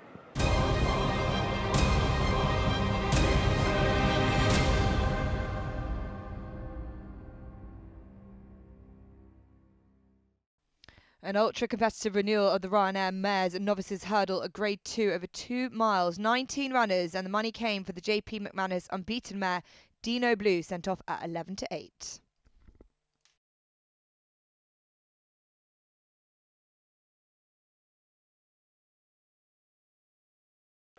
And the mares are moving forward, and they're off. For this, the Ryanair Mares Novices Hurdle registered as the Dawn Run. They charged down towards the first on the far rail. Party Central, Mighty Blue handy, so too Impervious. Mayhem Mire was a little skew whiff at the first. Choice of Words in the red cap to the near side coming through. The favourite Dino Blue in the green and yellow hoops right in the firing line. On the near side, Love Envoi. And there's 6 or 7 in line, maybe a few more, as they make their way towards the second flight. On the outside, the Player Queen, followed then by Nina the Terrier, alongside Orpiste, and then Monishta Amawi. Tweed Skirt is just chasing the leaders towards the far side. On the far side is a horse with no name in the maroon jacket, Statuaire in orange, then Hidden Land, Nurse Susan, blue and yellow quarters towards the rear, with also at the back Grangy and Braganza as they jump the second flight. And up there on the outside, Dino Blue with Mighty Blue right in the firing line, Impervious in the black jacket, Mayhem Mire. Then Party Central, Love Envoi is caught out wide, followed by Orpiste and Heyer, and then behind those is the Player Queen. Then Nurse Susan on the outside of Nina the Terrier, Tweed Skirt round the inside, a horse with no name. They're followed by Statuaire, Grangy, Monishta Amawi, Braganza and Hidden Land are the last pair. On down the back straight towards flight number 3, and Mayhem Mire now getting a piece of the action towards the outside of Dino Blue and Mighty Blue, and then Choice of Words, who's out wide of that trio. They're chacked by Orpiste and Impervious. Party Central on the inside in a red cap, probably about 7th or 8th. Nurse Susan isn't too far away. Then Love Envoi as they clear the next. Grangy is out wide. And then looking back in the field to a horse with no name behind Heyer, and then Hidden Land. And Braganza on the outside as they clear the next. And Statuaire would be just about the back marker, but Braganza also dropping back after that flight. Tweed Skirt is towards the rear as well. Swinging the top turn and on towards the next, which will be 3 out. And it's Mighty Blue, Dino Blue, and on the outside, Mayhem Mire, followed by Impervious in 4th. Then Orpiste in 5th. Choice of Words on the outside of Nurse Susan. And then behind these is Love Envoi as they cleared that one. Grandgy is making a little bit of ground behind Haya and Manishta Amawi. Party Central still there towards the inside, and a red cap now going up into about 7th or 8th Party Central. And looking behind these, a horse with no name, followed by Nina the Terrier. And then on the inside, Tweed Skirt, Braganza, Statuaire, Hidden Land still towards the rear of the field. Running on now down the hill, and Mighty Blue on the inside of Dino Blue, the warm favourite, right in the firing line here under Mark Walsh in the JP McManus colours. Mayhem Meyer is right there as well, running a big race, followed by Orpiste in the yellow sleeves, Nurse Susan, then Impervious on the inside, the black with the white epaulets, out wide Love Envoi, over 2 out, a very open looking race. Dino Blue's now got the inside, followed by Orpiste, Mayhem Meyer, Love Envoi looking dangerous on the outer, coming with a strong run as they turn for home. Love Envoi on the outside of Orpiste, and on the far side is Dino Blue, and they're chased by Party Central. Nurse Susan trying to get into it from Impervious, a horse with no name, and from the back Braganza as well. Love Envoi leading the way over to this stand side, approaching the final flight on the far side. Impervious, followed by a horse with no name, and also running on Braganza. Nurse Susan into second on the near side, and then Grandgy from the back. Love Envoi is going to pick up in front, jumping the last. It was a good jump from a horse with no name. Then Nurse Susan, Grandgy still running on in the white jacket. Love Envoi kicking a length and a half, 2 lengths clear, and this smashing mare of Harry Fry's Johnny Burke for the Noel Feely Syndicate. Love Envoi wins. From in second, a horse with no name, Grandgy in third. Nurse Susan was in fourth, then Impervious and Braganza. Love Envoi wins the Mares Novices Hurdle at 15-2 for Jonathan Burke, Harry Fry and the Noel Feely Racing Syndicate. Second, a horse with no name at 50-1, and third was Grandgy at 13-2. Love Envoi remains unbeaten and gives Harry Fry a day to remember, proving her class in a race that for so many years has been dominated by the Irish mares. But this hardy soul always was travelling smoothly for Jonathan Burke, who had the rail to help him coming to the final hurdle. And she skips clear, going away up the hill, and her connections would have been happy to see the rainfall yesterday, and it proved a big benefit for this mare, who's won all her races on testing ground this season. And it's another British one too, with a horse with no name putting in a huge performance in second at big odds, and Grandgy staying on really eye-catchingly to take third for Willie Mullins. You were so cool until the last. And then over she pinged, and off she went, off you went as well. Yeah, we're just coming to the last. Johnny's given a brilliant ride. And yeah, you just saw coming to the last, just meet this ride, because we know she stays. So she was good. She was a bit, I think maybe a little bit long, but she's not, she doesn't know when she's beat. And I just absolutely over the moon. This is what it's all about. And I mean, the team have done a fantastic job today. We made it, I mean, at Sandown the last day, she did everything wrong she possibly could. We thought about it, how are we going to get her? We want her to obviously come here and do things professionally, and she's done that today, and we've gone to post early. We've done everything we possibly can, and Johnny is just given her a wonderful ride. And obviously to have another winner here, and for Noel Feely and his syndicate, it's he rode my last winner here, you know what I mean, Harry, in 2016. So it's just, yes, this is what it's all about. And 2016, my goodness.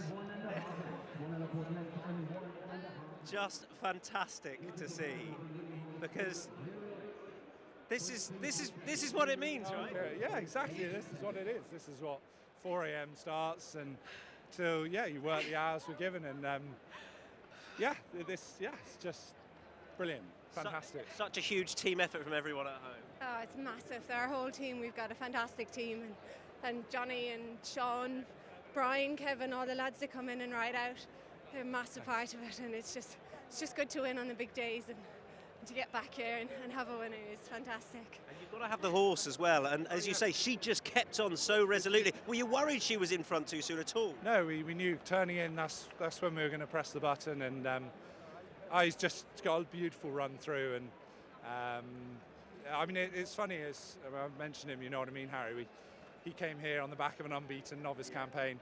She's done exactly the same. He won the Albert Bartlett's 5th run this season. She just, for a horse at the start of the season, before she ran, I was telling Noel and Dave Crosser, so I'm not sure if we've got a racehorse here in any way. But that's, you don't mind that when they come out and prove you wrong, and she's just real hardy, tough mare, and just, as I said already, doesn't know when she's beat. Harry Skelton congratulating Harry Fry there as well. Look, just on Noel and the syndicate, how well they're doing. How involved is he with placing the horses, with running them as well, or does he really leave it to you? No, I mean, it's a team effort, but at the end of the day, we've worked well successfully for years, and he sent us the horses to do a job, and so it's our job to get them here to the races in tip-top form. And yeah, of course we discussed which races and what route to go. And in fairness to both Noel and Dave, I mean, at the weekend I thought there was absolutely no chance of us running here, and sitting at home on Tuesday and they're breaking the track record in the first race, I think, well, forget running Love Envoy. And then yesterday happens, and wow, just, yeah, you couldn't have, just sometimes things go your way, and they certainly have. Yeah, you deserve it. Well done. Here she is. They're singing "There's Only One Noel Feely." I mean, there is. There's only one Love Envoy as well. Well done. A lot of people have said, thank God there's only one Noel Feely, but what a performance. Johnny Burke, he was just, what a ride he gave that. It's just, it was nerve-wracking stuff watching, I can tell you. I asked Harry Fry this. When she hit the front, were you worried, or did you know how well she'd stay on up that hill? Oh, she's so tough. She wouldn't know when to give up. She stays 2.5. I thought Johnny had the perfect pitch the whole way, and he produced her perfect. And she's such a tough mare. You know, we've just had such a season with her. She's 6 from 6 now. Myself and Dave drove down to Newmarket to have a look at her, and we went back the following day and we bought her. So look, we were so lucky to get her. Is that what you've done a lot between the two of you? You've sourced them as well, right from the ground up. Yeah, the good thing, we have two heads, and if we both have to agree on the horses, and we'll be looking at the sales tonight, and we went down and looked at them earlier on, but it works well, because if I'm in doubt, Noel will come in and reassure, and I'll do the same with him. It's two heads is always better than one. Well, I'm interested how the syndicate came about. Why did you both go down this route? You can be a long time retired and your name is forgotten about, and obviously Noel was a little bit of a legend in his time, and when he retired I was still riding, and I said we should try and do something together. I came over with Noel when I was a kid here, and we said we'd go down the syndicate business, and Noel's got a great setup down at his place, and he has a horse's home during the summer. I do a lot of hospitalities where I meet a lot of the owners, so it works well, and when we're picking the horses, we haven't done too bad a job so far, so it works well. Listen, you've got a chance of a double in the next with Teddy. What are you going to do next? Yeah, we got Teddy in the next. I think he's got a great each way chance. But look, we'll have a good night tonight, that's for sure. You will. The amount of people part of the syndicate behind you. David, Noel, well done. Many congratulations. Cheers. What was going through your mind when you hit the front and jumped the last, Johnny? I just hope, really. It was the longest run-in that I've ever had. But you obviously dreamt of it from a very young boy, and was coming here with my dad when he had runners here with Tyne again and first doing jets and stuff. But I've had a few seconds and thirds here in the past, but it's great to do it, and great for Noel and Dave too. It's great. Does it live up to expectations riding a Cheltenham Festival with it? It does, and just a turn to come back down the hill. Pat Healy, obviously a top photographer in Ireland, but he's a very good family friend too, and he just said take your time and enjoy it, and I did. I probably looked like a bit of a fool jeering and enjoying, but it's great. Look, it's what you do it for, and I've been in England 4.5 years now, and luckily it's just gone from strength to strength, and I've got great support, people around me, and it's great. She was so tough, wasn't she? She pinged the last, and then she just kept on up that hill. Did she love that rising ground? Yeah, she obviously won over further and on stiffer tests with heavier ground, so she wasn't running 3 days ago. It was only the forecast yesterday helped, so we were delighted when that came. It was never really the plan. I think they were going to go to Fairyhouse with her, and we kind of said if we didn't declare and the rain came, we'd have been sick, so I'm glad they declared and glad we came, but she just seems to be a very classy mare. Like anything we've asked her to do, she's risen to the challenge. She dropped back to Lingfield 2 miles and won, stepped up and Sandown, did everything wrong and won. She's just very, very good, I'd say, and I suppose at this stage I probably had a lot of confidence in her too, so no matter what I did, I was happy she was going to answer, you know. You seem to ride her with a lot of confidence. Was it the plan to be wide and to come up near the rail in the straight? It was the plan to be wide because she is keen, and I didn't want to go for cover and end up in a barging match with her, and I was happy to just go wide and let the race unfold, but I was right round the bend here, turning into the back, but things kind of developed then, and we jumped the first couple down the back, and I was at the slot in and got a grand run down the hill. Probably took the safe option everywhere, but I was happy that she was the best of the English. She was just the unknown of the Irish quality, so I wanted to keep it simple, and if that was good enough, I thought she'd win. Right, well, there's always, everyone pays tribute to the team, and I know this is a huge team, but it really feels so with Noel Feely's syndicate and Harry and yourself and the whole team at home who he paid tribute to. I suppose it does, and you must remember Noel wrote a lot for Harry, so they're very good friends too, so it's just a great occasion that we can all enjoy together. And like I said, from when I moved to England in August 17, Noel Feely was still riding, and he was very, very good to me. He got me in touch with his agent Chris Broad, who is now Gordy Clarkson taking over, so it feels everyone's kind of winner really, and I'm delighted to do it for Noel and David. They've been very good to me in the last year. We come on, Teddy was third here last year, he runs in the last, so they're building up a nice team of horses, and you see the fun the syndicate get from it. They keep it very, I suppose, 10 people per horse, and they keep it exclusive almost, and you see the fun people are getting from it. Johnny, delighted for you, well done. Thank you, cheers. Another Irish bred Cheltenham Festival winner. Contact Irish Thoroughbred Marketing to find yours. It's another Tattersall's National Hunt winner.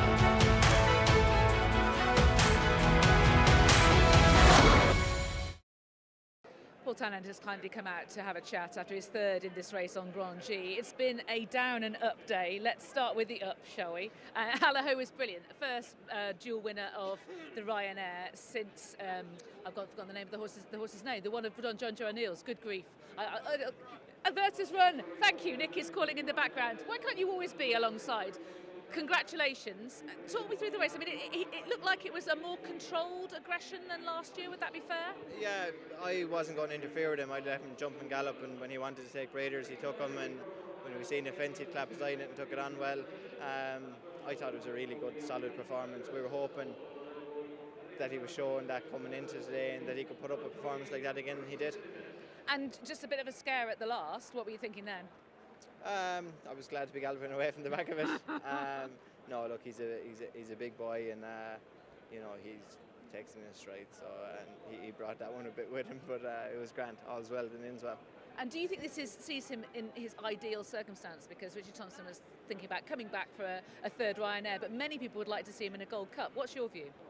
He's been tried in a lot of different races, and he looks very good at that trip.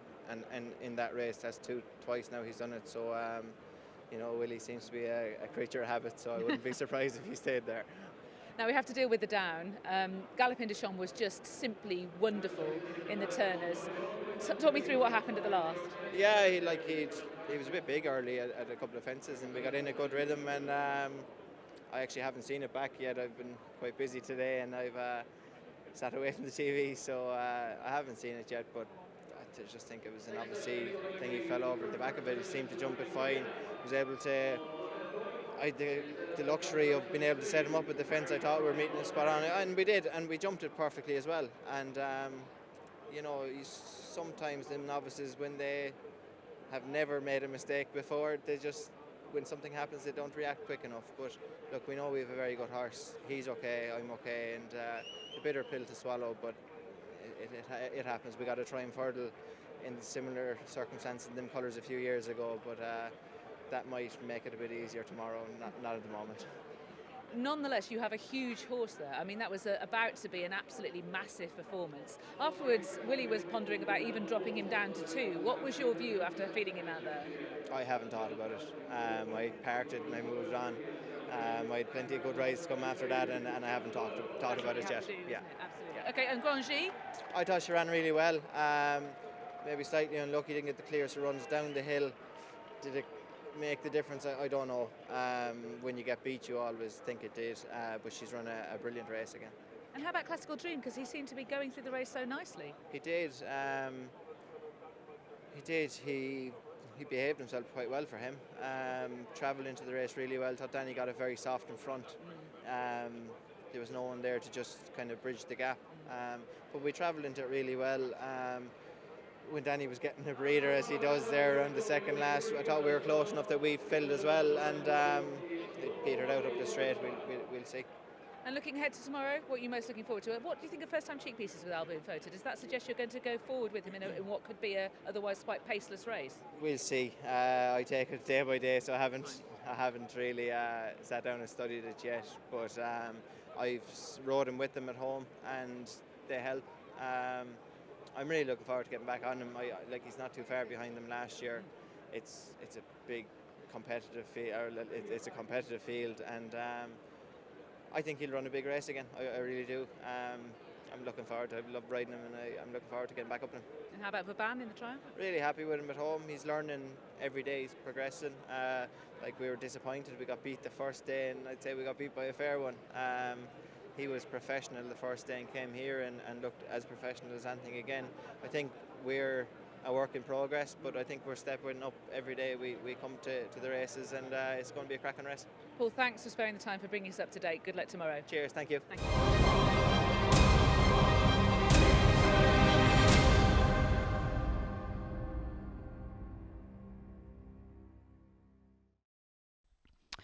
The final race of the day on day 3 of the Cheltenham Festival was the Fulk Woolwyn Muir Challenge Cup Amateur Jockeys Handicap Chase, run over 3 mile, 2 furlongs, and the gamble was on Schoolboy Hours and Mr. Coffee, who was sent off the 5-1 joint favourites.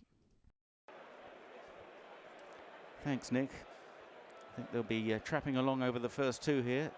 They're off and away for this, the Fulk Woolwyn Muir Challenge Cup. Come on, Teddy was a little slow to stride at the back. On the far side, Schoolboy Hours and the white cap in the final line. Also, his mind's made up. Elegant Escape belted the first. And now going on into the lead is Didero Valis. And Didero Valis is the leader from Elegant Escape. Omar Moretti is handy. And down there, Minds Made Up, so too Elegant Escape. 2 out at that fence. Minds Made Up and Elegant Escape as they race towards the back straight. And both jockeys still down on the ground. And the field headed towards the back straight by Didero Valis. And then in second, Fakir Delen. With them is Elegant Escape, the loose horse. Omar Moretti is there towards the inside. Smoking Gun, Mint Condition is out wide as they jump the next plain fence. And they are safely over. And now on towards the water jump. And Didero Valis on the inside of Fakir Delen.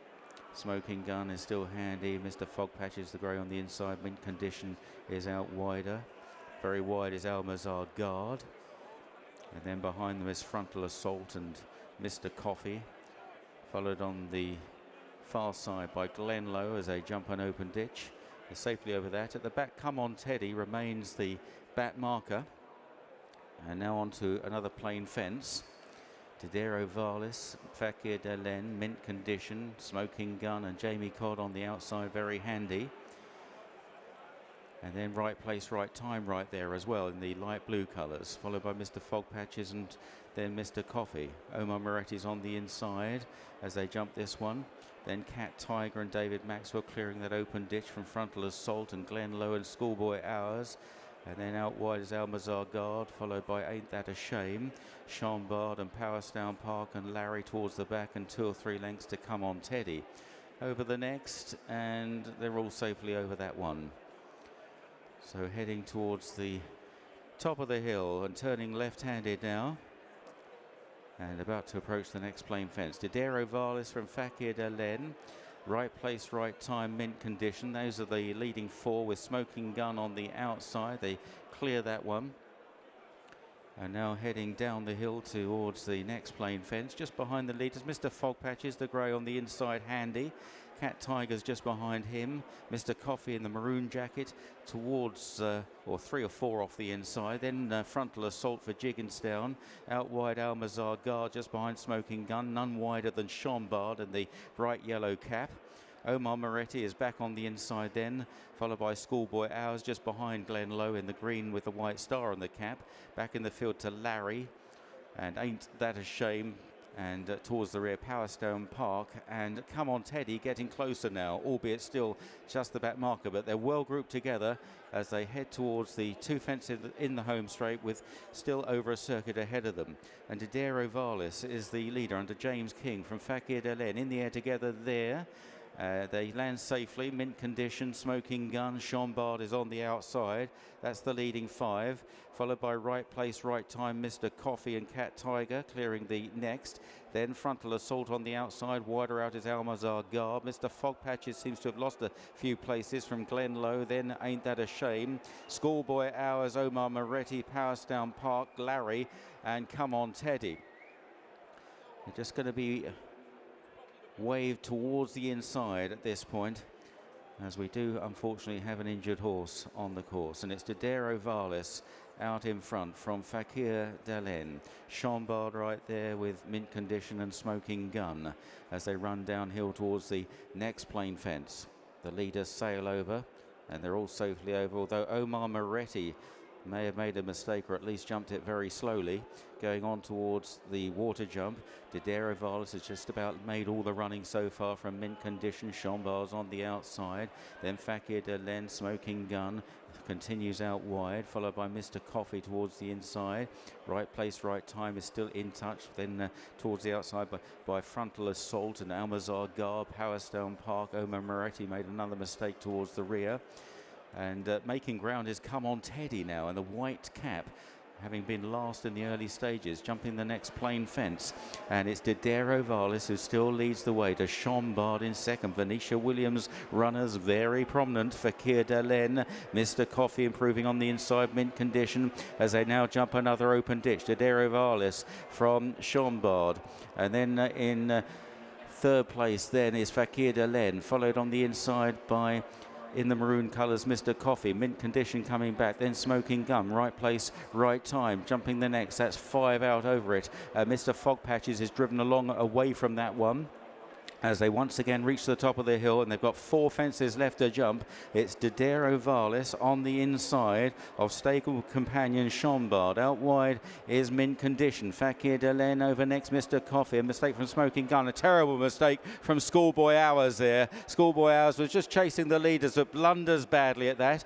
Glenlow in the green white star for JP McMahon is doing better. Ain't That a Shame is ridden along. Cat Tiger, Powerstown Park, as they run on towards the third last. Chambard and Didero Valis, followed by Mr. Coffee, who's moving well in third. Then Fakir Delen, Mint Condition still there on the outside. Smoking Gun, Mr. Fog Patches trying to recover. Then Right Place, Right Time, Powerstown Park, as they run towards the final left-hand turn. Come On Teddy has dropped right away again and homeward bound now, and it's Venetia Williams 1 and 2. Chambard on the outside of Didero Valis, but Mr. Coffee is now pulled out for a challenge, going over the second last. Chambard, a little stumble on landing, but leads the way under Lucy Turner. Here comes Mr. Coffee and Sam Whaley-Cohen on the far side, weakening now Didero Valis. Fakir Delen staying on the final fence. Chambard over, brushes through the top. Mr. Coffee didn't jump it cleanly either. Fakir Delen, and rallying is Didero Valis up the hill. Chambard leads the way, drifting across to the right,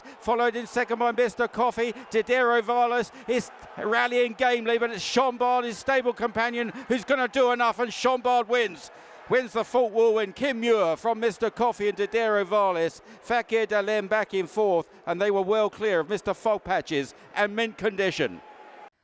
Chambard wins at 40-1 for Lucy Turner, Venetia Williams and David and Carol Shaw. Second, Mr. Coffee at 5-1. Third, Didero Valis at 66-1. And fourth, Fakir Delen at 33-1.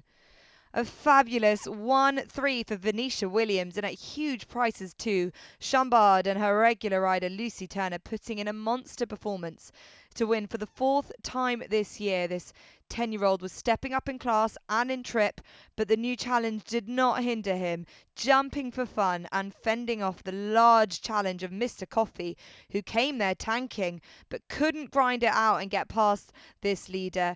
And as we head into the final day of the Cheltenham Festival, it's 11-10 to Ireland, just about edging it, a result many would never have predicted, and Venetia Williams doing a lot of that steering work for the British. Lucy Turner has just won her first ever Cheltenham Festival race on board a horse she knows so well, Chambard in the foot win, Kim Muir for Venetia Williams. Many, many congratulations. How are you feeling right now? Oh, absolutely unbelievable. God, it's what you dream of, isn't it? And for it to happen on this, to ride any winner at Cheltenham, but let alone at the festival, just amazing. How long have you been dreaming of this? When did you first think about Cheltenham and potentially riding here? I suppose you dream about it from when you're a little girl, don't you? In the last few years, you get some better opportunities and think maybe one day, but. Yeah, to do it here, I would have been happy at the Hunter Chase meeting, but this has definitely topped that. And tell me about this horse. It's a horse you know so well. You've got such a good record on him. What were you thinking coming here today? Well, I knew, if they went a good gallop early, he'd probably take sort of maybe the first sort of circuit to warm up. That's how he normally runs his races. So, and just sort of left it up to him. He told me where he wanted to go and when he wanted to go, so I just went with him. And when did you feel I've got a chance of winning this? How did it develop later on? To be honest, all the way down the back, he was just, tanking and jumping from fence to fence, but it's such a long way. Even sort of turning in, you've got two fences and a hill. So, but he just kept finding for me everything I asked of him. So, unbelievable. And what was that walk back like in front of the Cheltenham crowd? Absolutely incredible. I can't really describe it. Really, it's something special.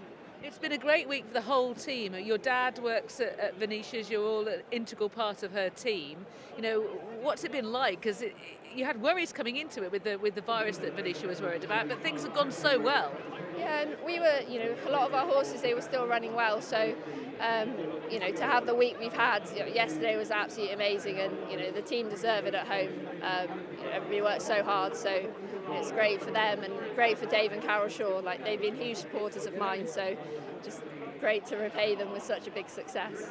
And Venetia has been giving you some mega opportunities this season, hasn't she? She's trusted you with that on some very, very good horses. You've always delivered for her. What's that been like to be able to, gain your confidence in that way? It's been, absolutely fantastic. I think that's her faith in me, it puts confidence in your riding, and I think you ride better for it. So it's massive thanks to her, really.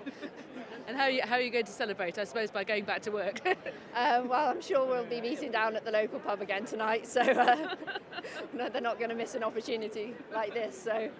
Well, I hope the celebrations are hearty, because I think you all deserve it. One more day to go, but I think you all deserve it. Many congratulations, Lucy. A personal triumph for you. Well done. Thank you. Thank you very much. Venetia Williams is celebrating her second winner of the week with Chambard, ridden by Lucy Turner. For good measure, she trained the third as well. Many, many congratulations. This is going really well. It's amazing. I'm so thrilled for Lucy.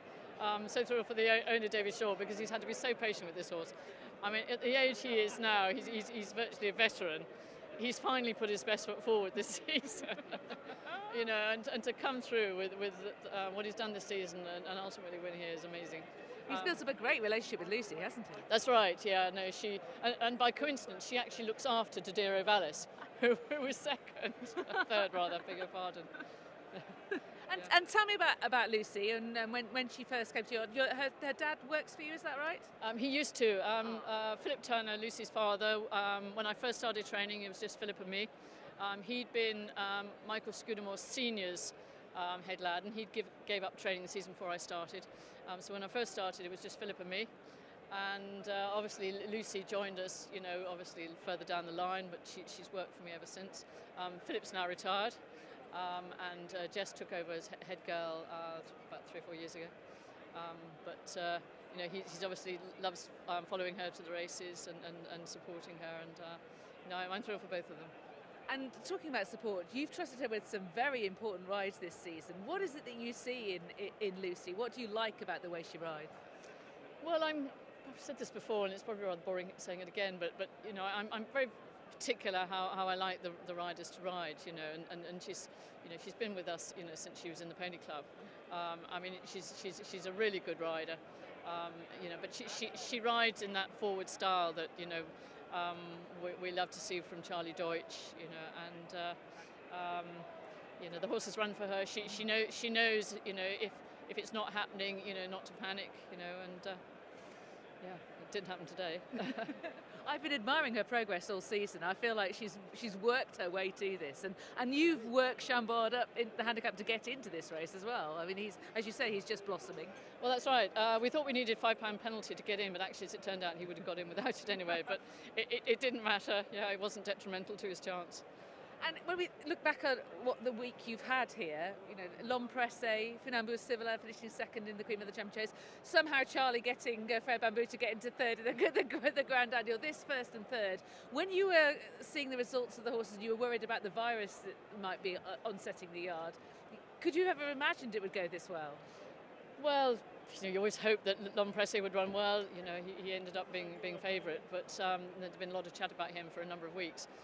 But the rest of the supporting team, you know, looked like they were very much running from. I mean, I think several of them were the outside of the field. And just looking at the odds there, I think 40 to 1 winner and 66 to 1 the second. It's a Venetia special. God, I wish there was such a thing. But you know, and thrilled also with Fanny and Destraval today. You know, he was fourth in the Ryanair. He was outpaced virtually the whole way. I mean, I really don't know why people have been worrying about the ground. You know, we're back to where we were a few days before. You know, and they went super quick in that race as well, and he was outpaced, but stayed on. Have you got anything we should be looking out for tomorrow? Are you back here again? We've got a horse in the Gold Cup. Oh, good God. Good grief. So just a small matter of Royale Pagaille. So it's the end of the day, Venetia. Do apologise. I suppose the rain at least would have been a positive for him. Well, that's very true, yes. Although, you know, I mean, the time of the Ryanair was slow by 1 second. So, you know, there's not too much soft remaining in the ground now. And that'll probably be dried up a bit more tomorrow. But well, it's better the rain came than it didn't. But yes. Yeah, it won't be the soft ground that, well, we were all getting drenched and frozen yesterday. We were hoping for. He had a bad experience in the race last year. How do you feel he's coming into it tomorrow? Well, his bad experience, he injured his hoof quite badly, but you know, horses are remarkable things. You know, the adrenaline, I think, will often get them through to the end of the race before they're aware of injuries like that. I don't know, but I think he's a better horse this year. Certainly, you know, his rating is higher, but that's mainly just because he's won another handicap. But yeah, I mean, you know, we hope. Yeah, it's an open Gold Cup, I think, and maybe no obvious pace, but you know, I think anything could happen. Certainly, the way you're training your horses this week, I think anything could happen. Well, you're right, but Lydia, I know you've done a lot more research on the race than I have, so I'm pleased to hear that. Okay. Well, Venetia, many congratulations. It's been a fabulous 3 days so far, and very best of luck with the Gold Cup runner that you've got tomorrow. Thanks so much. Thank you. The Cheltenham Festival did not disappoint on day 3 with agony and ecstasy for Willie Mullins and Paul Townend. The drama of Galopin des Champs last flight fall made up for with Allaho's mighty success in the Ryanair chase. He was the only winning favourite today, but there were spectacular performances. The performance of the day went to Danny Mullins' tactical masterpiece and Flooring Porter to win a second stayers hurdle. And the rest of the victories, well, they came from the Brits, with third win victorious in the Pertemps, Love Envoy, the winner of the Mares Novices hurdle, Cool Cody, a deserved winner of the plate, and Chambord taking the honours in the Muir. Leading trainers standing after day 3 looks like this. Willie Mullins in the lead with 5 winners, thanks to Allaho adding to his 4 from day 1 and day 2. He leads in terms of placings as well, and there's a tie for the next with Gordon Elliott, Nicky Henderson, Venetia Williams and Henry de Bromhead all on 2. Well, it could have been 4 winners after day 3 for Paul Townend had Galopin des Champs managed to stand up after that final fence tumble, but Paul Townend still leads the jockeys table after day 3 with 3 winners, but Nico de Boinville is edging there. He's got 2 and he also has a couple of places to his name as well. Prestbury Cup, and it's extraordinarily close heading into day 4. Great Britain with 4 winners on Thursday. That gives them 10 winners in total, and they are just 1 race behind Ireland, who are in the lead with 11. So it's all to play for heading into the final day of the Cheltenham Festival. So welcome to the Road to Cheltenham wrap on day 3 of the Cheltenham Festival 2022. So much to talk about here with Ruby. Let's start with Allaho, shall we? Yeah. Who has become the first horse since Alberta's run to win 2 Ryanair chases, and he did so in a similar-ish style to last time. Yeah, on slightly slower ground, so maybe it was never going to be as breathtaking, and he didn't have a min to take him on.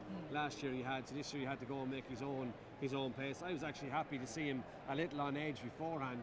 Kind of made him kind of knowing that, well, at least he'll go forward for Paul. But he jumped soundly throughout. He set a really good tempo, and he had horses very tired behind him. I think Conflated took a tired fall. Eldorado Allen was the one that followed him, and ultimately couldn't keep going with him. But look, he's a very, very good horse at that distance. Yes. And I was asking afterwards, Richard Thompson whether they might ever be tempted to go for a Gold Cup, because that's always asked about Allaho. He's tried those trips before. He ran really well in an RSA as it was then. But because he was initially saying, let's go for 3 Ryanairs, but he didn't completely write it off, the idea. No, but then when you look back, it's only, well, it's, what is it now, 14 months ago, he was a poor fourth to a Plutar in a Savage chase at Leopardstown. So like, it's not like it's the right or the his novice season was the last time we tried it. It has been tried with him since, and even after he won last year's Ryanair, Willie went to experiment further and went down to 2 miles with him, that's right. and that didn't work either. Yes. So avenues have been explored with him. He hasn't been pigeonholed in, and we're happy here and safe here. The distances have been explored. People are saying maybe a King George. There's 3 2.5 mile grade ones. One is the John Durkin. It could go to Ascot 2.5 maybe. Yes. If the Ryanair, and then you have Aintree. But the John Durkin comes probably too close to the King George, and I imagine he'll be aimed at another John Durkin. And it would be something to win 3 Ryanairs and become the first horse to do so. Let's start with that was the up to Paul Townend's day. Let's start with the down, shall we? Galloping de Champs was about to put up a monstrous performance, winning the Turner's Novices Chase. Had Bob Ollinger beaten by about 3 outs. And he came to the last and didn't put his feet out. It's as simple as that. Paul Townend put him in the right place to take off. He took off, got the right height, didn't get overly high in front or behind. His trajectory over jump was perfect, but Paul Townend can't do anything about where Galloping de Champs puts his feet to land. The horse has to put them out, and Galloping de Champs didn't flex his joint quick enough and get his feet out to land. Landed on his toe and crumpled. That happens. That's sport. It's unfortunate, but it was his jumping that had won him the race. Yes, yeah, it absolutely was, because he jumped really well. He ballooned a few in the early stages, but then he really warmed up and found his stride. 6 out, 5 out, 4 out. When you're climbing the hill, he put Bob Ollinger to the sword. Bob missed 6, 5, and then as they began to descend, Bob Ollinger missed again. It was just that pattern of the race, that part of the race, those 3 fences where Galloping de Champs was amazing. It's where he had won himself the race. Yes. Ultimately, to go and fall, people will say, oh, well, sure he fell. Yeah, we know he fell. But I think he was in the right race, and he was going to do what Willie Mullins and plenty of people in Close Sutton thought he would do. I think it was going to be an extraordinary performance. Afterwards, Willie was musing, what, maybe 2 miles? Yeah, you could. I don't know. I know he won over 3 over hurdles last year when he beat Statler, but he just looks a way faster horse over fences. Maybe he will.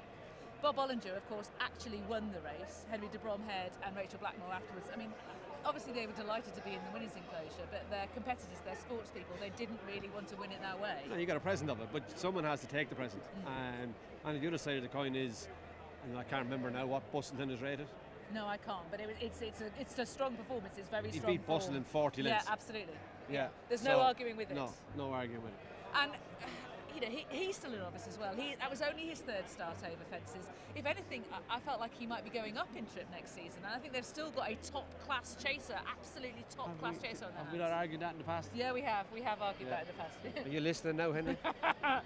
Afterwards, also, Henry said, I never thought I'd ever see a horse do something like that to Bob Ollinger. He just didn't believe that. We told you, Henry.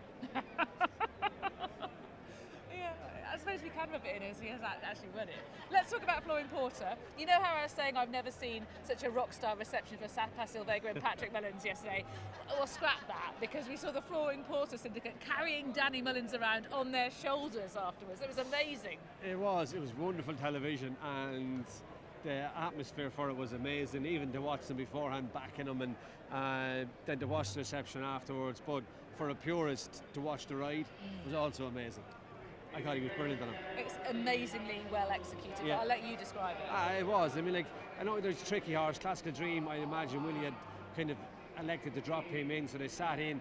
Danny was in front. Like, the time the fraction's right all the way. He doesn't have a stopwatch. You're not looking up at a screen to read the clock either. You have to do it off your own mind, your own head, your own judgment. But to have the courage at the top of the hill, to rack and stack the stairs hurdle field, slowed them down to 2 out, jumped it, and when he landed after staying it, then not to increase.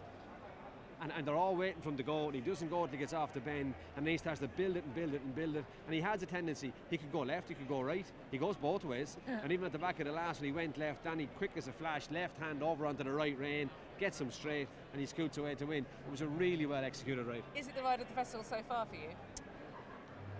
Him or Derek Fox and Corey Gramler. Yeah. You can't forget Derek Fox's ride. Like, I know plenty of people would have given up on Corey Gramler at the back of the second. I thought they were two completely different rides, but two very good rides. And Gavin Cromwell as well, the way he brings his horses, select string to the festival, and he's got this back-to-back winner at the Stayers Hurdle who was so calm beforehand as well. The crowds, we were all worried about that. He didn't turn a hair. No, he was really well behaved. Classical Dream got a bit on edge. Paisley Park behaved himself, but Danny just went too slow for the strong stairs. Yeah.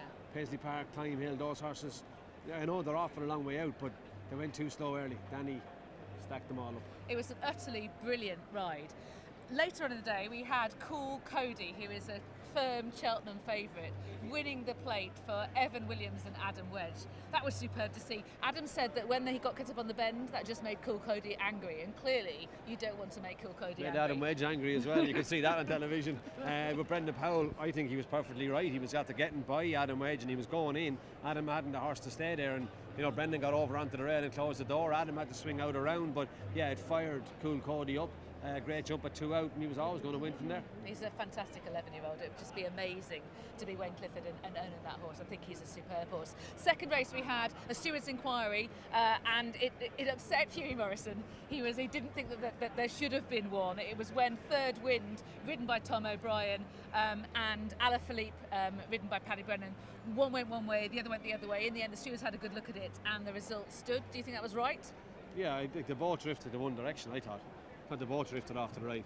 I thought the winner followed the runner-up, but they did drift. So I think there should have been. I think there should have been a stewards' inquiry, but Hughie has got beef with the BHA, so he was not happy in the winners' enclosure, waiting to hear. Imagine how he'd have felt if he finished second. Third Wind, who's finished fourth in the race before, managed to win it. That was in the Pertemps Network final. The Mares' Hurdle, we should mention the Mares' Hurdle. Le Envoy continuing her unbeaten record. Johnny Burke riding for Harry Fry in the colours of the Noel Feely syndicate. I know, another huge reception. Is she the first British winner of that Mares' Hurdle? Yeah. I think she is as well. Oh no, she isn't. The first one was British. Was it? Yeah, Donald McCain, wasn't it? No, that was... no, that was the other Mares. No, the novice one. No, you're right. It is the first British one. But yeah, look, at a tough performance. She was pretty much not far off the pace all the way. A lot of those that came to Challenger came from well behind her, but she kept at it well for Johnny Burke.